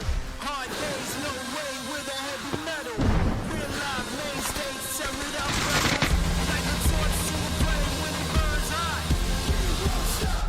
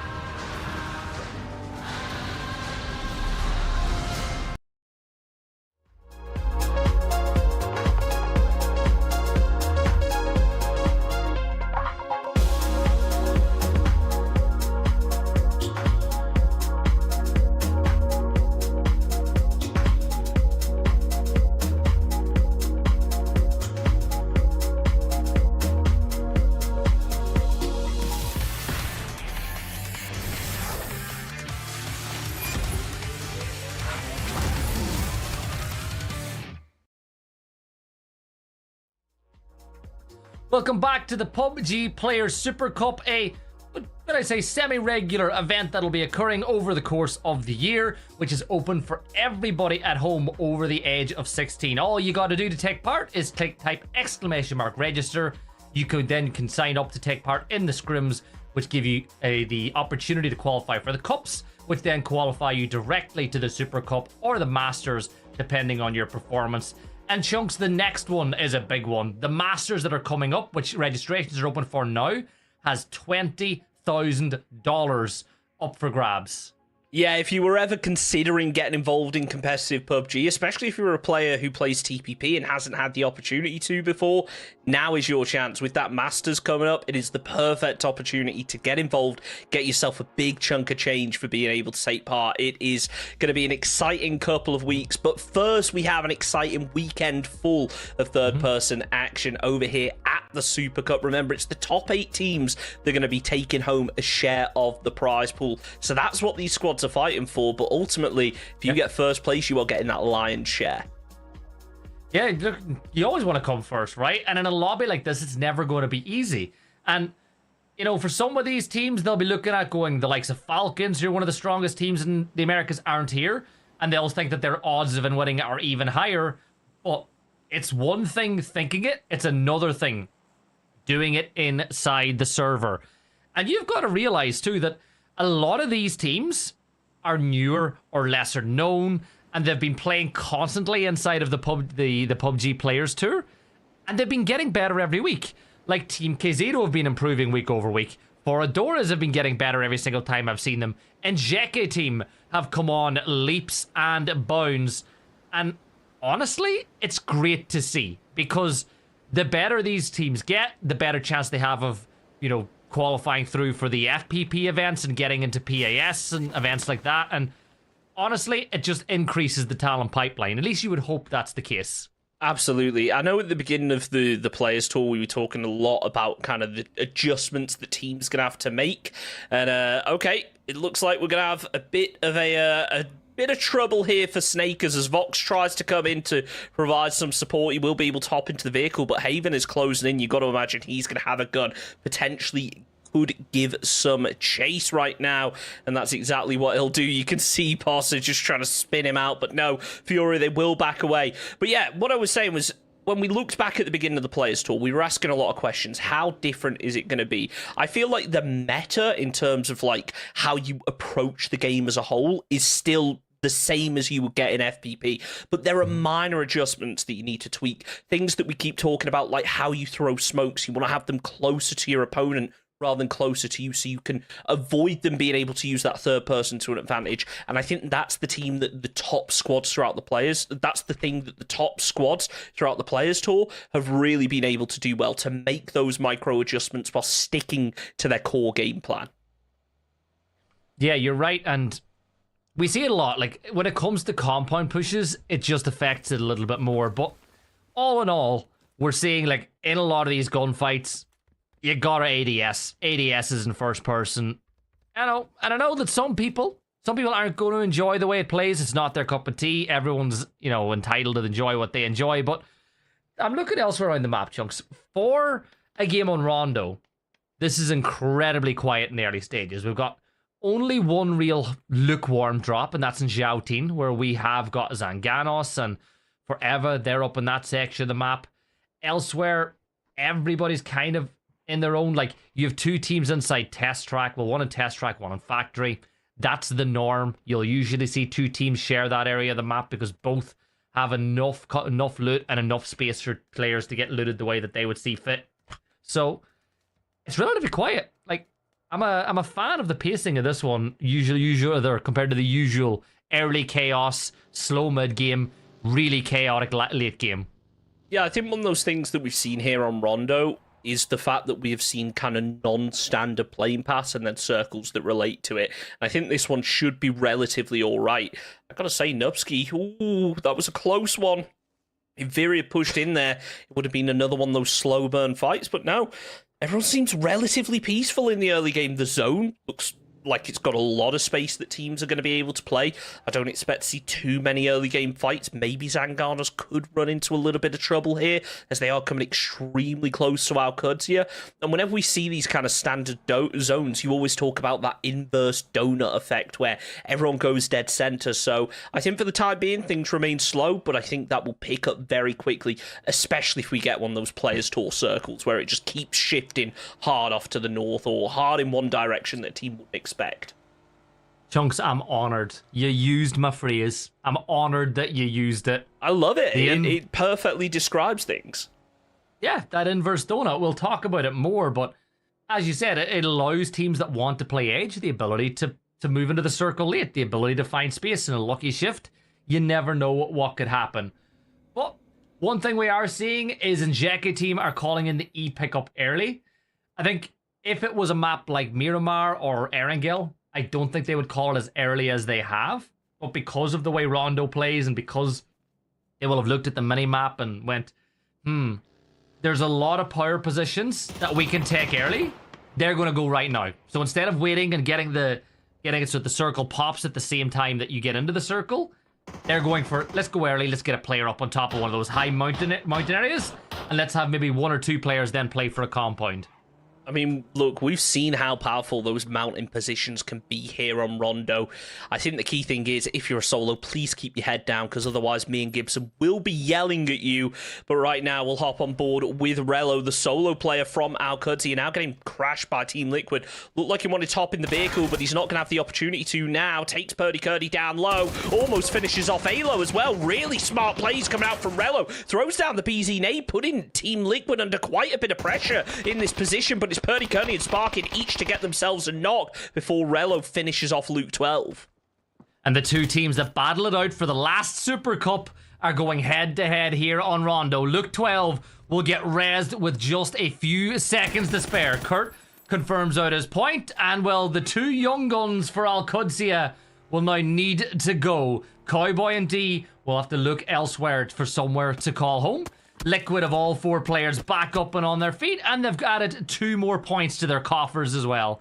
They're pretty happy with how things have gone at this point on the game, and it livens things up. It gets that heart rate pumping in the early stages again for those viewers at home who crave a gunfight, crave a little bit of energy, because we're all here for the same thing, Chunks, and that is entertainment.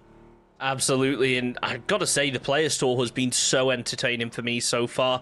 If you want to get involved, remember you can do !register in chat. You just have to be 16 years of age or older, and you can provide us with some entertainment. I love seeing kind of those mixed squads that maybe don't have super familiar names being able to make it through, because it's always interesting. Some squads are always able to surprise us, especially in those player cups. If you can make it through to the Super Cup or even the upcoming Masters, you have the potential to play for a hell of a lot of cash.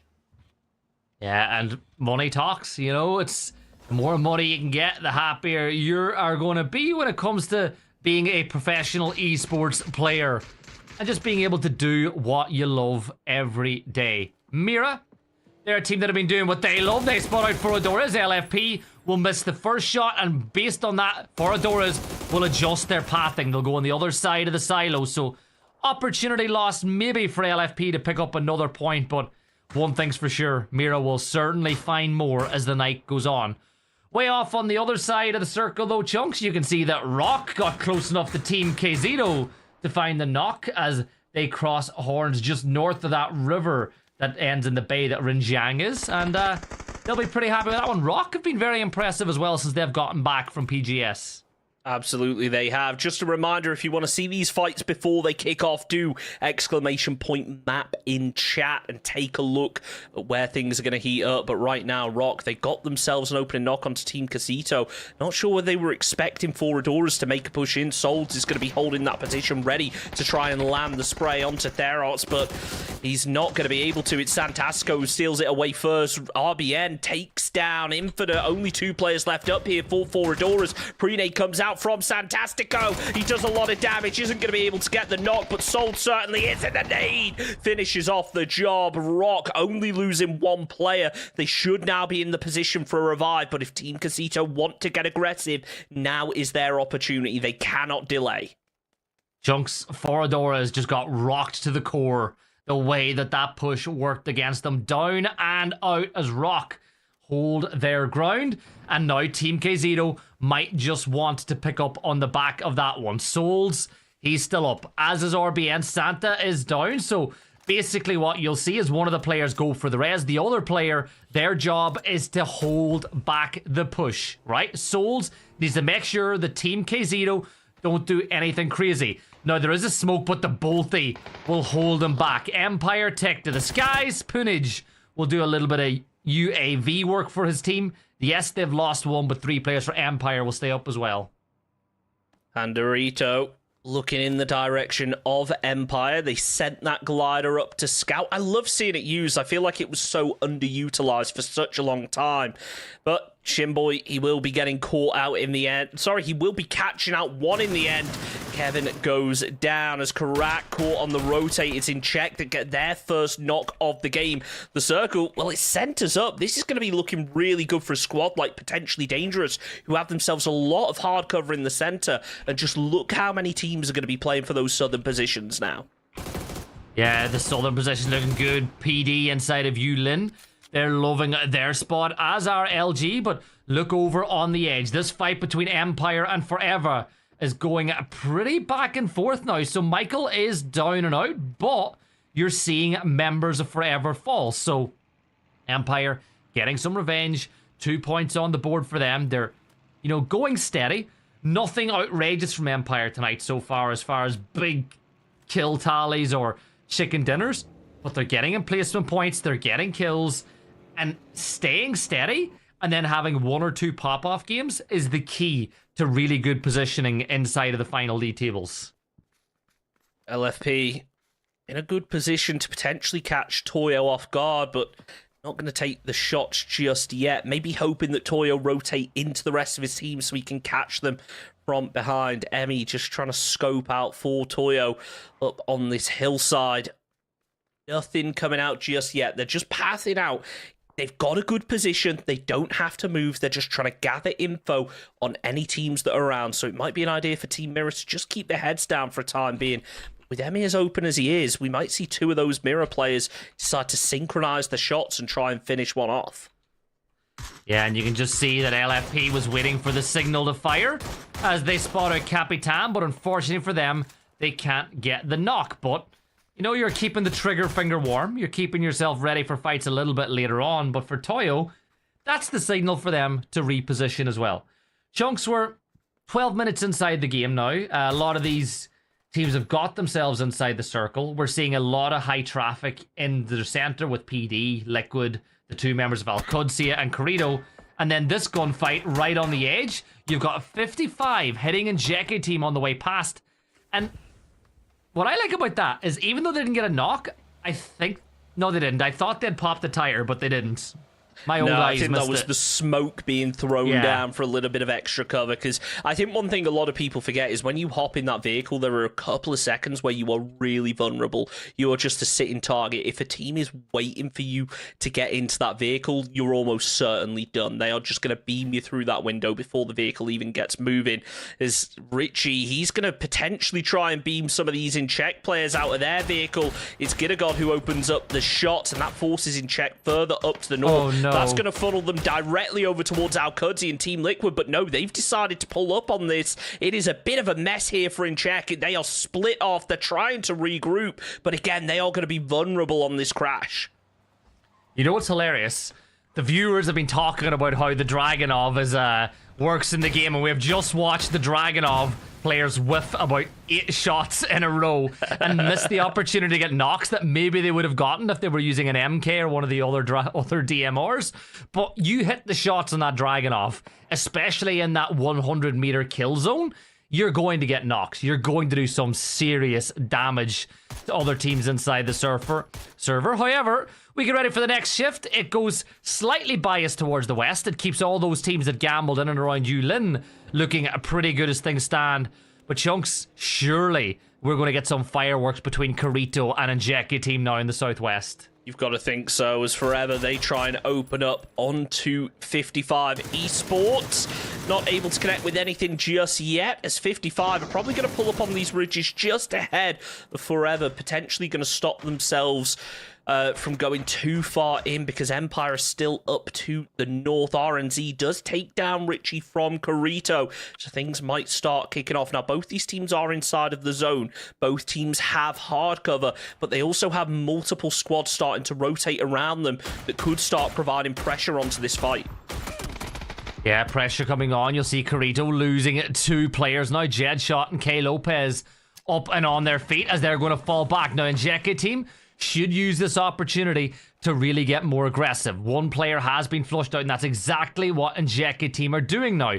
They're closing the gap. They're tossing utility. They're trying to move, building the building while also keeping Team KZito out of the fight. And Team KZito are just going to full send it onto Carito. Gitagod back on his feet. Orenzira gets the re-knock onto Gitagod. Now Jedshot is running for his life. Alirv will step on in, but Jedshot's quicker on the draw, and he'll find that knock. Nade being thrown on in as Bran will get some revenge for his fallen comrade, but it leaves it all down to K, and he is going to see if he can do something for himself. Tosses the nade, but it's a three-way dance, but Andrew throws what could be a good nade, but Chunks, look at that, it took an awkward bounce. It certainly did, as Shimboy, he gets himself a knock over towards Samcro. I think that leaves only Psycho left up here for 55 Esports. They do have themselves a smoke to work with, but Robert is coming under so much pressure. The BZ nade goes a little bit too far, so it's not going to force him out of position just yet. He's been able to heal up Team Casito with only one player left up, one player knocked. It looks like in check. They're going to try and confirm this flush, but first they need to identify where that solo is. The Molotov is placed perfectly to take Robert down low, but he is still alive. And finally, Crooksy closes in to provide his teammate a little bit of support. RNZ tries to rotate round, does get caught out by Robert through the window. Selfish, being careful not to peek, using that third person to try and get an angle. As K Lopez, well, he's third partying, I should say, takes down Selfish. Andrew trades one onto Team Casito, but Robert is right back at you. Vinny to fall, only going to be Andrew left up here for in check, and he is sticking the res. K Lopez could get a huge play if he had some more lethal util, but he's only got smokes in his pocket. Yeah, a couple of taps from K, puts a really good timer on, and will get his kill confirmed. So it's a 3v1v1. Now Robert, he's going to step on up. If you get around the corner, he's right behind the Beal. Keep an eye on if that Molly confirms the kill. But while all that's going on, picture in picture, Team KZito are going to get melted by Andrew on the other side. Luminosity getting pushed by the members of Toyo as Benya will get that knock on to Snakers. Tosses up the follow-up stun grenade, and there's the underhand from Gats, but the Gats will get the knock, sprays around again, barrel in hand. Gats gets the second one as two members of Toyo will take turns falling at the hands of Gats. There's the refrag though. Emmy will come across the side, but Bizzler and Vox have arrived, so LG have got reinforcements now. One good nade from Vox could do a lot of good work here as he tosses it in. Will not get any payoff, but there's Capitan on the side with the M4 spray. He'll find the Bizzler, and Vox will need to go huge here for LG. He's got the 1v1 versus Emmy, and he's going to go for the res, Chunks, and he gets that knock. And Emmy, does he have any clue? The smoke's going to disappear. He's right there, Emmy. The smoke's going to disappear. Yeah, there we go. That's a good nade. There's a good knock. Come on, Emmy. He gets it. LG, they're wiped. Really impressive play there from Toyo. I think a lot of teams, they would have sent a player to close in rather than holding that anchor position, but that's what opened up the knock, as now Pavom opens up with a knock over onto Fana to trade out the flush that was landed by LFP onto Slabby. Pavam forced to move back, as now potentially dangerous, playing the cliffside as best they can. They are in a very tricky situation, a lot of ground to try and cover to close up and to take this fight up against Mirror, but they are moving away from it. If Mirror get the read, they are going to peek over this ridgeline in no time whatsoever and try and catch them from behind. In check, they start making a move. Don't forget, K Lopez is still alive for Team Carito, as now Psycho tries to land something, but he's just not able to convert to a knock. Yeah, Psycho asked for that. He misses the shots, and then Andrew will pick up the knock. You gotta hit those opportunities. You don't get many opportunities like that inside a game of competitive PUBG to get a knock with a car driving directly at you. Carito, K Lopez's game is up, as is theirs. They'll move on now to Rangel for the last game of the night, but there's still plenty of chapters to be written here on Rondo. Andrew pushing up to Liquid, who've got everybody that they could get back up onto their feet. Luke has the off angle, and Luke will get the knock. A quick two-tap, one to the chest, one to the head, and Tony is going to steal that one away like a tiger waiting in the shadows, creeping up on his prey. Tony will look to add another one to the tally as he jiggle peeks with the tap on the mini. But Chunks, it's just so hard that, and being inside the blue, it does make hitting shots a little bit more difficult, as Vinny will take a ton more damage, but every time he takes damage, he'll jump back inside and try to med. Look at this, Team Liquid. They've heard the shots. They wanted to get aggressive, but Empire are causing them problems up to the north. It is going to be Shinboy who finishes off the job as Vinny, the final player to fall. Empire, they've got 3 up, but they have a 3-man of Fury and moving round to the east. The zone has shifted hard up to the north, so all of these teams now are going to have to move down from the south into a very open area, potentially all going to play for that ridge near the road. D is just about in the circle in the current position, but a lot of players heading his way shortly. Empire here, way up to the northwest of the circle.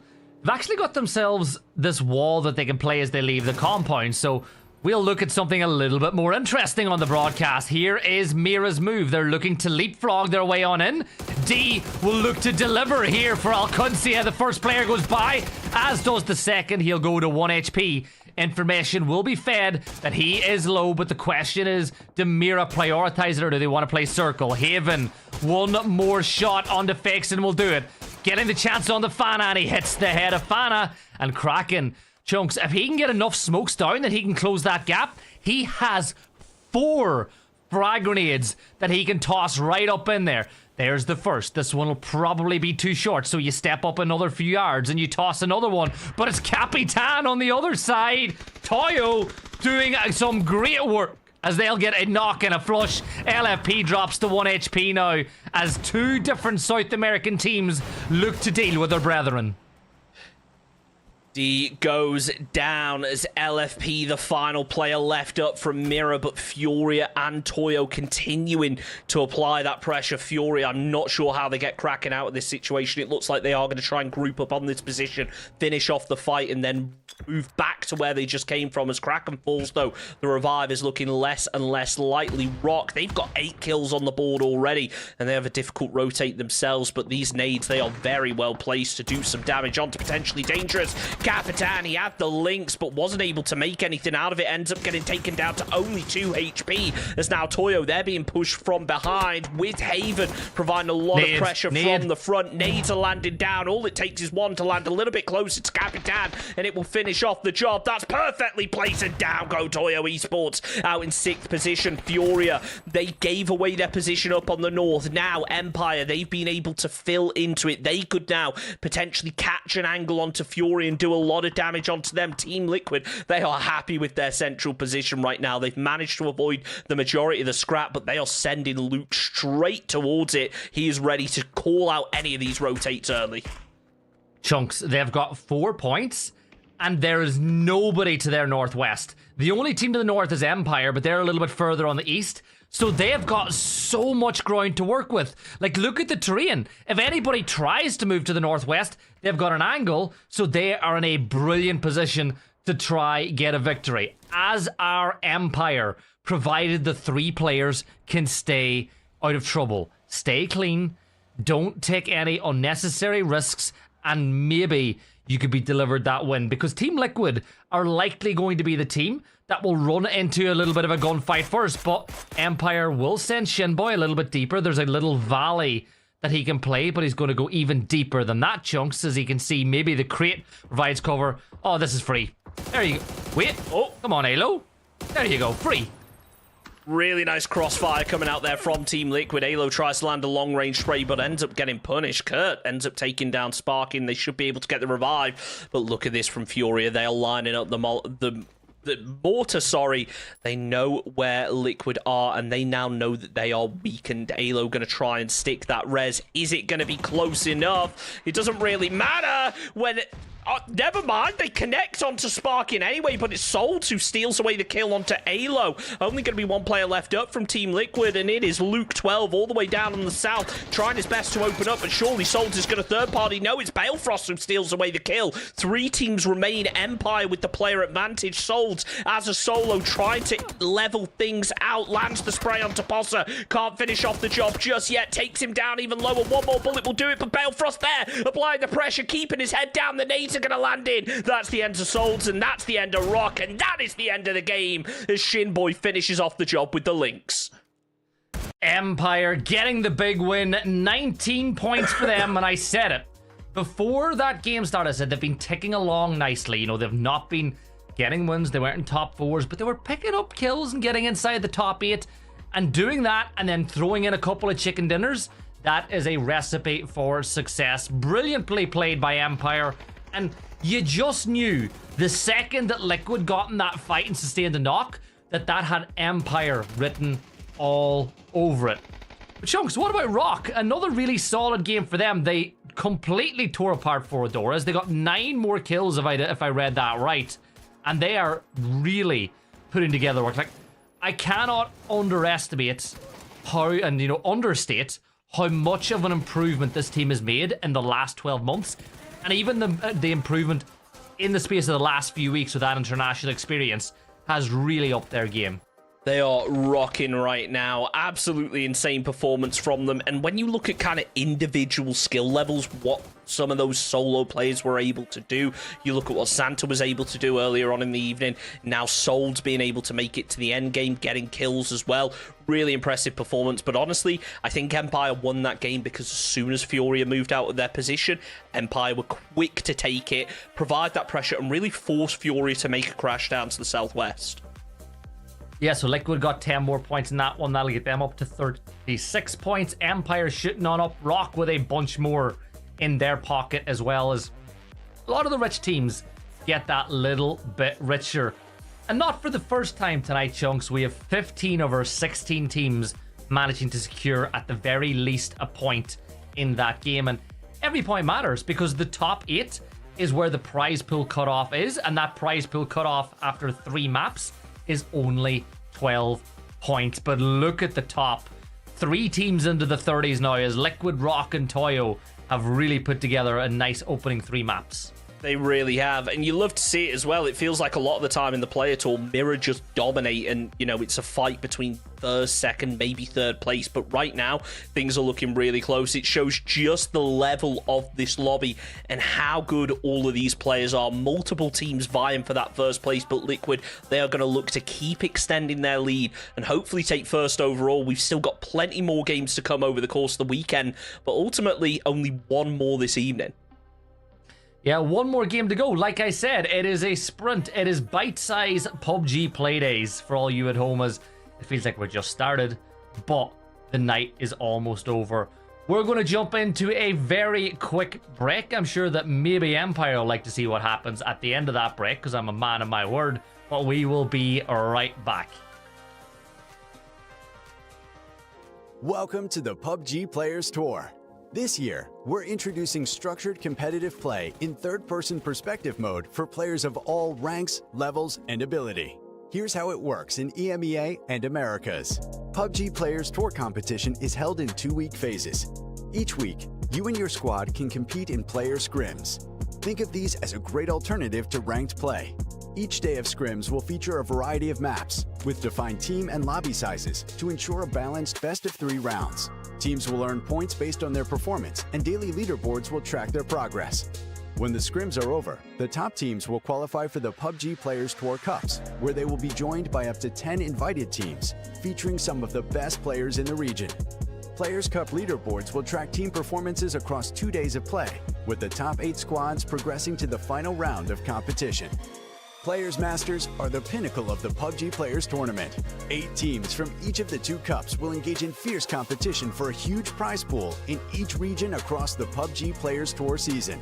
And for times when a Players Masters isn't scheduled, you can still get your PUBG Players Tour fix with Super Cups. These work just like Masters events, where again, 16 teams, 8 from each of the 2 previous Players Cups, compete for a share of the total cash prize pool. Welcome to the PUBG Players Tour. You know the game. Be a player.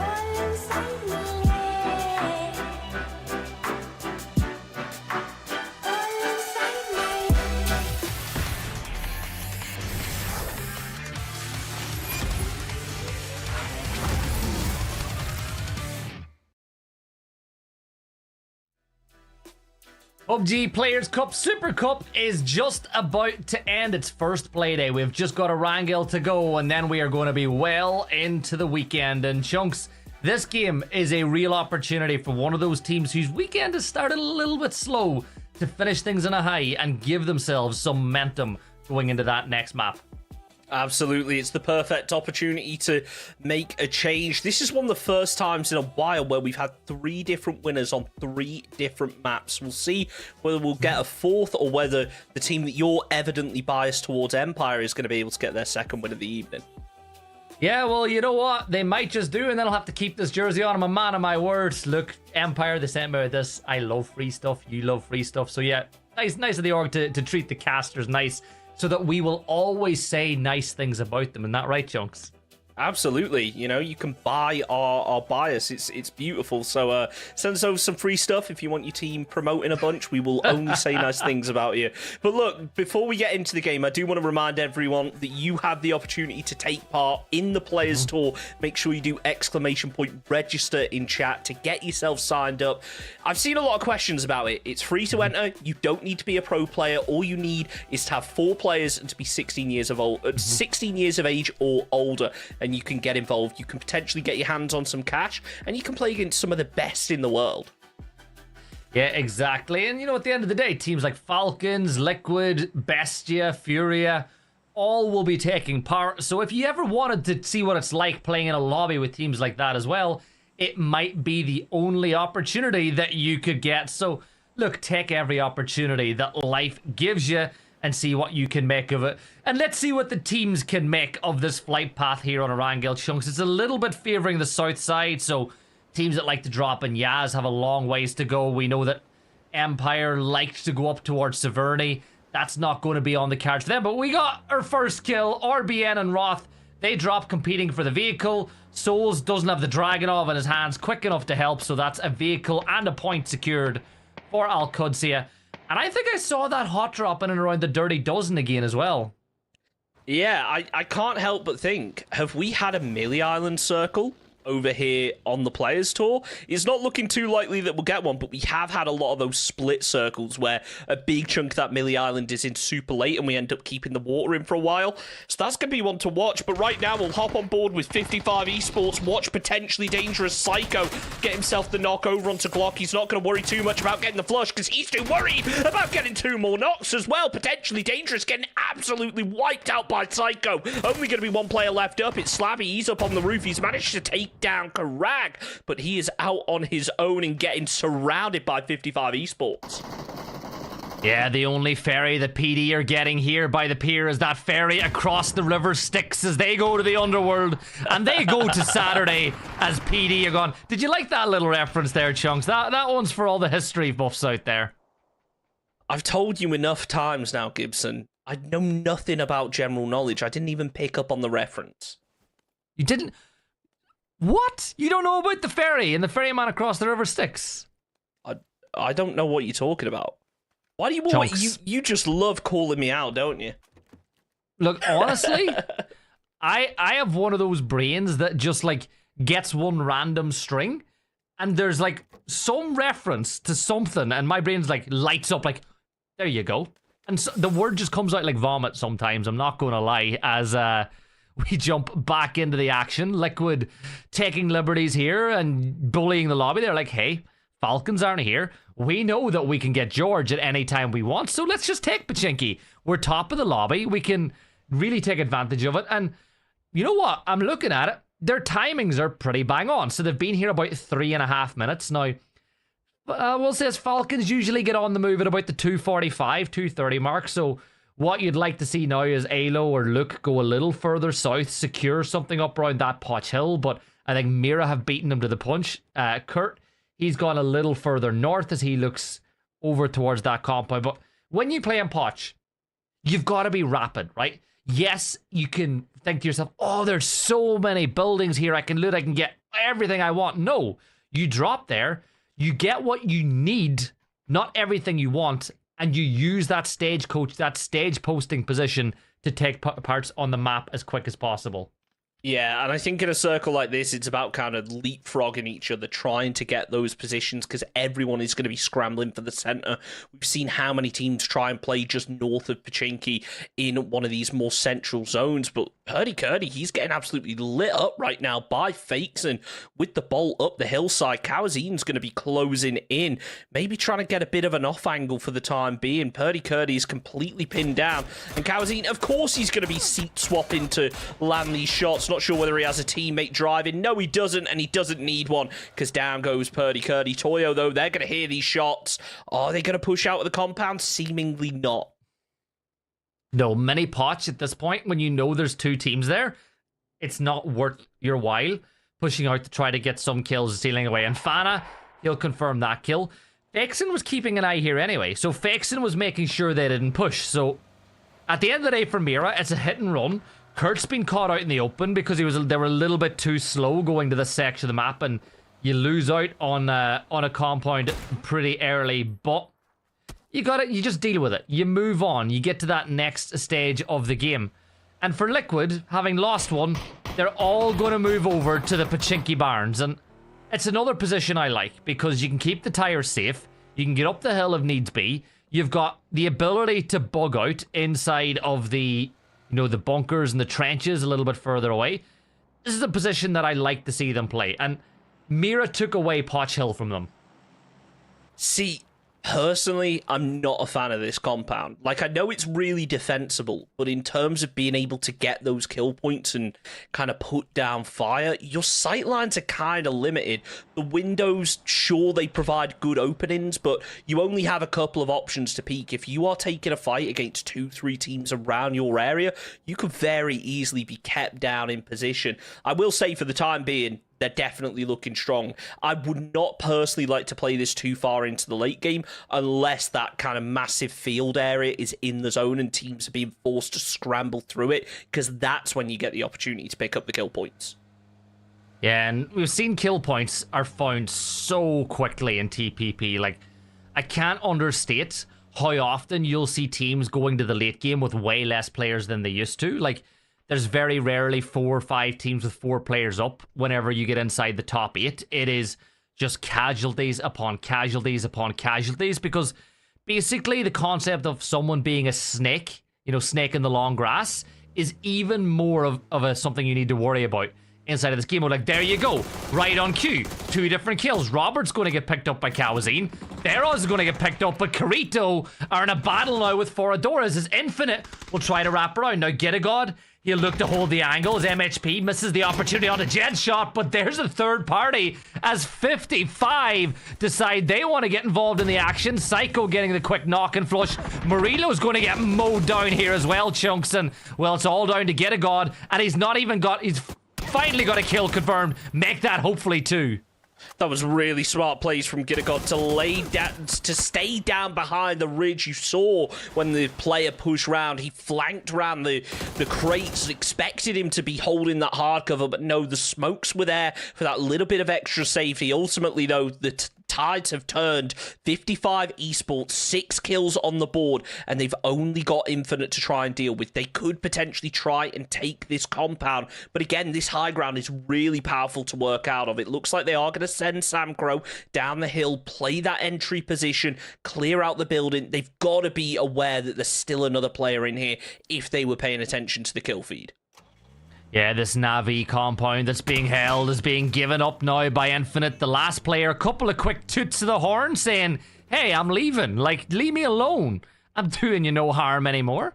And he will get his way off into the distance and migrate as far west as he can, and hopefully he'll find himself a early summer of points at the end of this one by getting into that top 8. But Chunks, Roth is going head-to-head with Santastico. He's been Fantastico on the night as Rello hits him hard and forces him to go for the res, and that should be the signal for Roth to make the move. Now, with there being a gas can inside there as well, if he had have thrown a nade, it could have been really bad news for Santastico.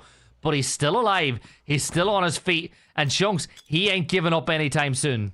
He certainly isn't, and we've seen what he's able to do as a solo, holding compounds on his own, but that BZ nade is going to pop, and they are just using all of their util to try and deal with this final player because they know that the rest of Rock are ready to support if they open themselves up for the push. More damage being found, but still, the frag is not able to finish off the job. Santastico preps himself a nade, maybe thinks he's going to be getting pushed, but that's not the case right now. It is a bit of a one-man final stand, as the rest of the squad really not in a great position to provide backup. BL just covering that front doorway. He's going to call it out to his teammate if he sees anyone move in, but right now Roth is playing so cautiously, not wanting to expose himself at all. Yeah, and Alcudsia, they better watch out. They better be nice, because you never know. Santa knows who's been naughty and nice, but they've got a Panzer for him coming up the stairs. Santa, no! No presents at Christmas for Ello. No presents for D. They have wiped out Santa Claus, and I'm sorry for all the viewers at home that you had to witness that little bit of violence, that massacre inside the bungalow. But Alcudsia, they pick up the kills, Chunks, and let's see if they pick up a little shift of the circle as well, as it will go back to Pachinki and Empire suddenly licking their lips, as they've got a choice. They can tick either of these two fantastic positions. Yeah, I gotta say, this is one of those circles that we've seen so much in the Players Tour lately, ending up around Empire, kind of sometimes north towards those little craters in the fields, sometimes down to the southwest. So all these teams that have played, that have qualified through the Players Cups, they're going to be well versed in a circle like this. And Luminosity, they're going to be the first to try and make the crash into Empire's compound. Now look at how split Empire are. Sure, they have good zone coverage, but they are going to struggle to defend any pushes when they are this limited in numbers. It might be an opportunity to get Michael and the other player back, but no, it doesn't matter, because Balefrost, he's already opened up the fight and taken down the Bizzler. Yeah, he's going to toss that nade as well. Punage finds Gats as well as LG. This is not going as planned, and this is why this position is so hard to push. Now, Snakers, he can go for the res, but Vox has to put in a ton of work to allow it to happen. Now, while that res is going off, the rest of Empire will try to close the gap, and I think that little bit of damage that was done onto Vox allowed the rest of Empire to get closer. Now, LG are back up to a 3, and Snakers, he's going to find one. We've seen Snakers tear teams asunder tonight already. Let's see if he can do it again. Tries to pre-nade, but it bounces off the bars. Another nade's going to get thrown. That one is significantly better, but Shinboy will avoid any real damage. Chunks, this is a massive investment of utility, and the ROI so far has not been what you would have wanted from LG. I don't think LG have much choice. They've committed onto this compound now. It's so powerful. They need to fully commit on finishing off this fight. The BZ nade will go down, cause a little bit of extra damage to any players inside. Punage, he is holding the wall. He peeks at the perfect time, takes down Voxic. Balefrost doing what he can to try and provide the off angle, but he just can't spot them. The wall's providing too much cover. BZ nade will now dissipate as Snakers finally able to connect over towards Balefrost, but it's Possa from Fioria who's able to third party. This is why LG needed to commit onto this early, because now that teams are up the hillside, they're going to cause real problems as they try and make the push. 2 players completely on the outside. Vox is down, and Empire, they are back up to 3, but look at this. D is third partying as well now. Yeah, Alcudsi on Potato Hill can see Furia. Snaker sees the head of Shinboy, and he is just going to take it away from his shoulders. And now it leaves it all down to Michael, former world champion Michael, in this battle with LG, who have consolidated, they've regrouped, they've kept themselves alive and cooking inside this fight. And let's see what Michael can do. Luminosity now clearing this building by building. I think that Gats didn't spot Michael. He managed to stay hidden for that little while longer. And if he can just play his cards right here, he might be able to find a knock and a flush and really put this into a gunfight that he can win. I'm surprised Gats hasn't shot a Shinboy yet. There you go, Gats. He's behind you, as he will pick up that kill on the Shinboy. Snake is going for the res, Chunks. Snake is going for the res. Michael gets a double, but Gats is there to clean it up. And LG, they'll get Snakers back on his feet, but they got to get on the move because the circle is shifted away. How many teams now commit to Pachinki? This is going to be a difficult circle for so many of these squads. Luke 12, he's opening up the fight over towards Toyo as he manages to get himself a knock. Zanganos try and land some of their own. They're causing problems for Fury as they crash over into a tree and straight into a roadblock as well. Sparkin is lining things up, gets the double knock out of the vehicle, throws out the frag to try and confirm them, but he knows that there are more Furia players coming and he is ready to deal with whatever comes his way. He is wide open right now and Posse nearly punishes him for it. Molotov lands over onto Gazira. That should be enough to get the flush, or not, maybe just a little bit short. The frag might be able to finish it, but Furia, they have taken a lot of casualties on this rotate and Liquid are looking to punish them for it.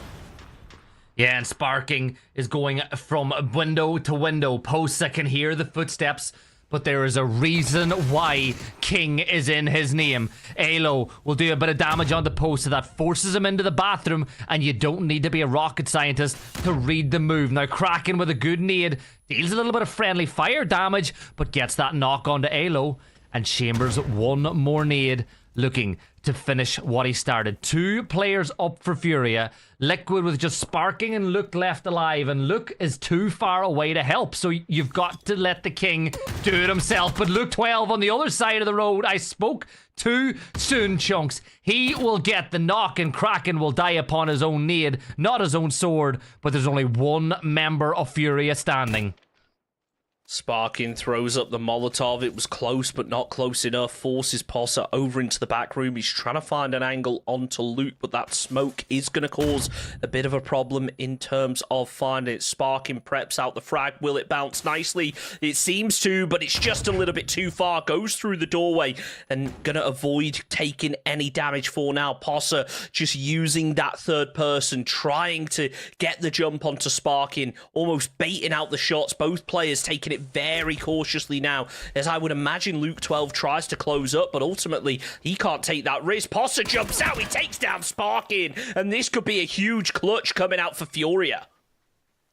Brazil on Brazil action. Luke 12 steps on up, but Post says Molly will confirm out the kill. Luke 12 steps inside. He can hear the footsteps. He sees the backpack. He steps on up, and Luke 12 will get the kill.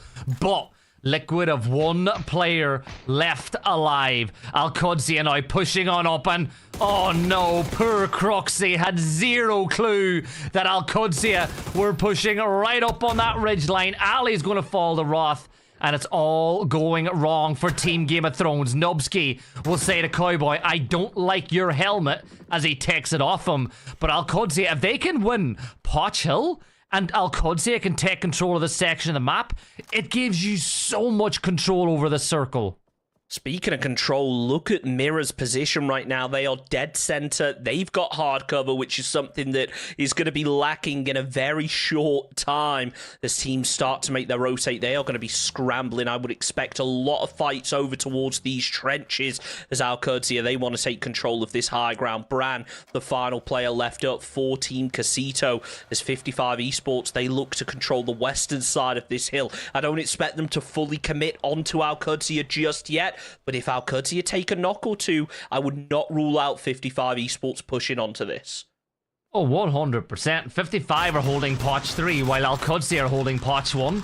And forever, well, they're holding the pizza of the pizza, the very tip of that pizza that is Pachinki.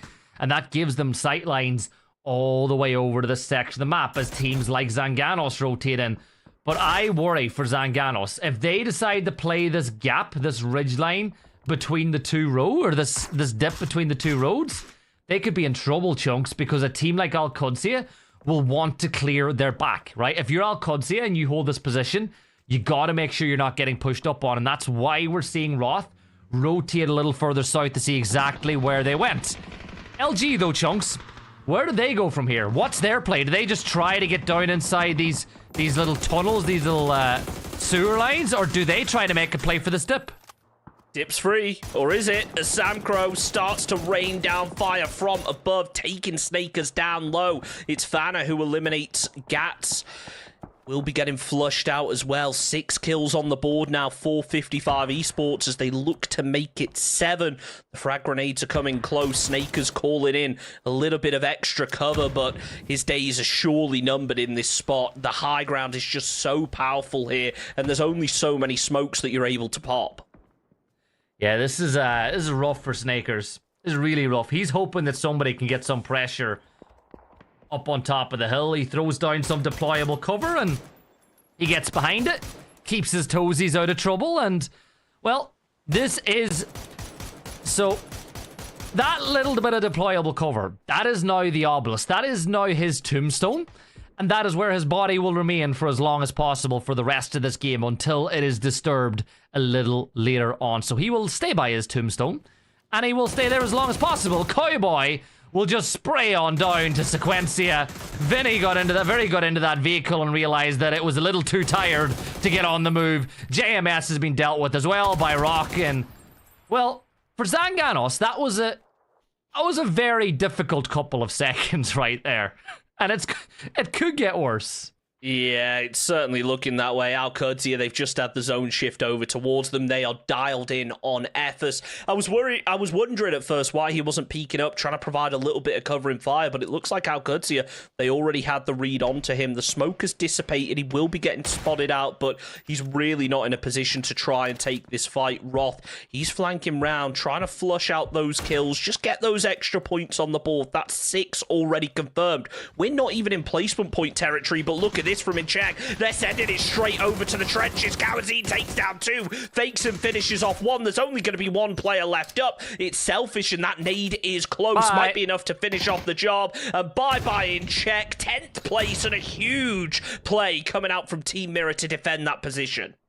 Yeah, they've got the barn just north of the hill, and Roth have full control of the high ground. If anybody knows their origins of the Battle Royale game genre, they were called King of the Hill. And well, Al-Qudsiya are the kings of the hill as things stand. They've got full control over the rest of the circle. Everybody else is in a troublesome spot. Now, 55, they're going to move from Potch 3 to Potch 2 because that's what they need to do in this position. And while all that's going on, Mira can gatekeep the north too. But keep an eye, Chunks, on Rock. They have got forever in their sights. They're throwing what nades they have. And Souls as the front line could be about to be in a big battle, but he's the only player standing. Like, whatever he does, he has to do by himself. I can't help but notice, speaking of playing by yourself, Luke 12 still alive out in Pachinki. That zone is closing in, but he could potentially cause problems here for Toyo Esports if they think that Pachinki is clear.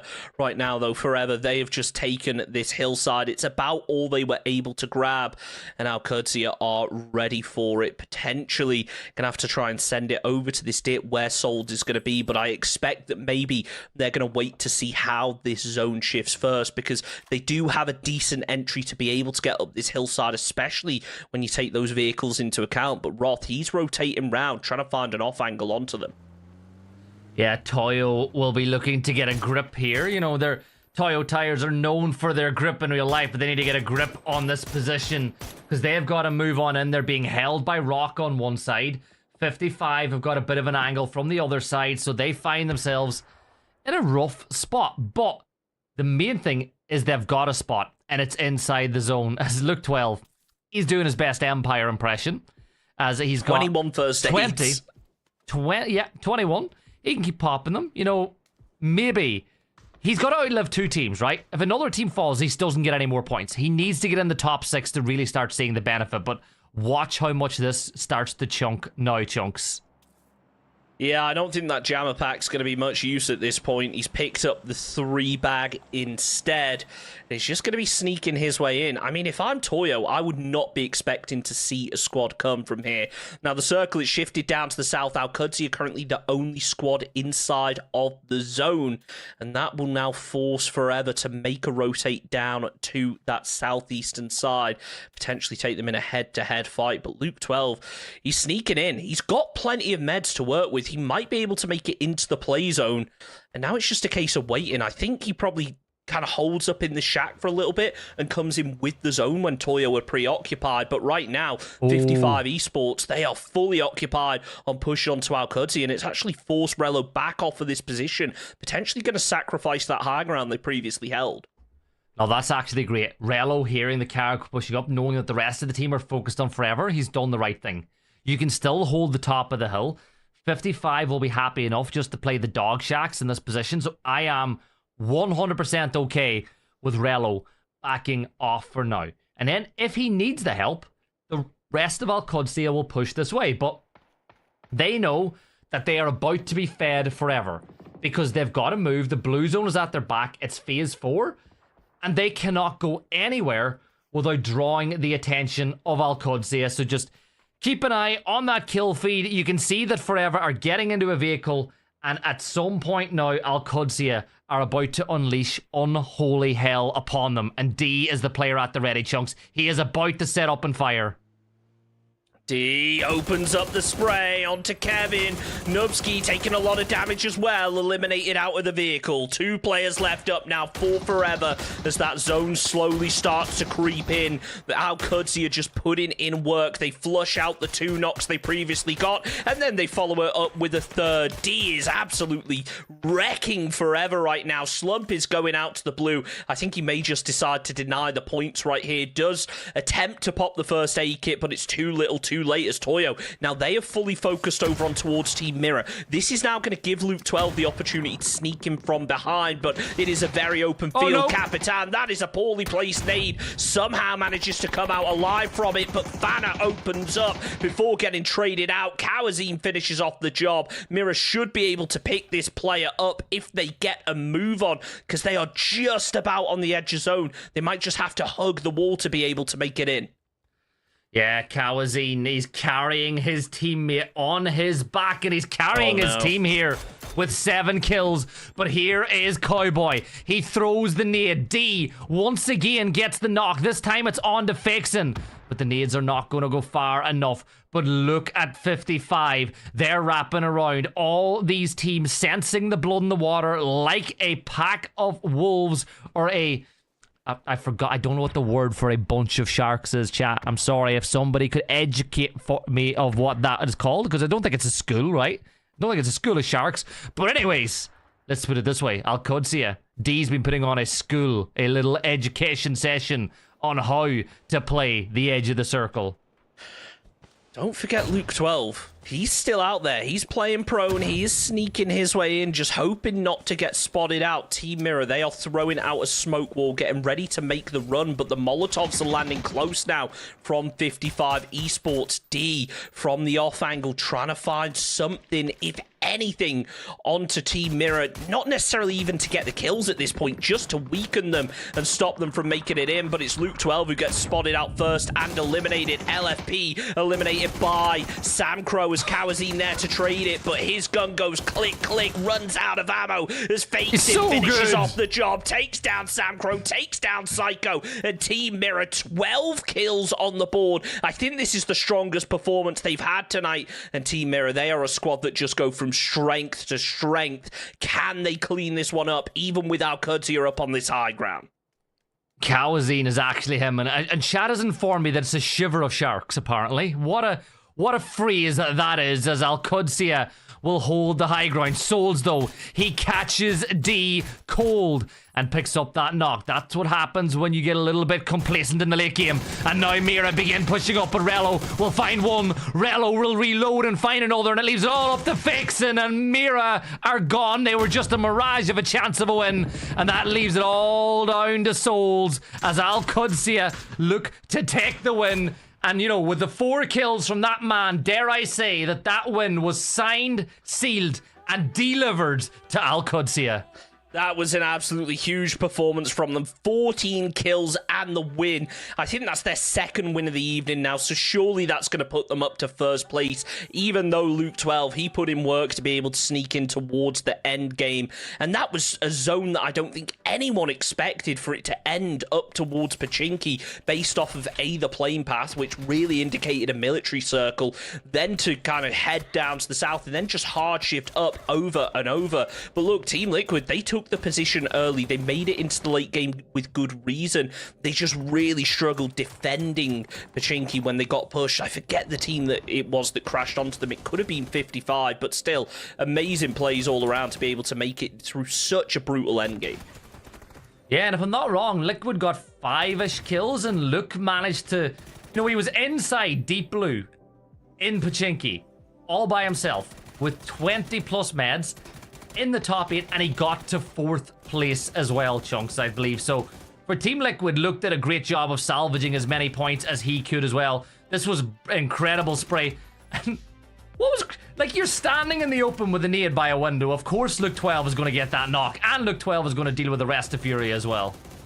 Yeah, it was unfortunate to see Luke 12 go down there, but he was spotted out in the end. I gotta say, though, Alcudia, as soon as they took this high ground, they were just focused on clearing out teams over to the east. I kind of criticized the position from Mirror earlier on, because I really didn't expect it to go to such an open field, but they clearly know the zones better than I do. They made an amazing read, and not only that, they were able to defend it against a team like Toyo, who was so strong on their own. So really, really good plays all around. Team Mirror not disappointing, just not able to clutch out that win at the end after a very scrappy endgame up against 55 Esports.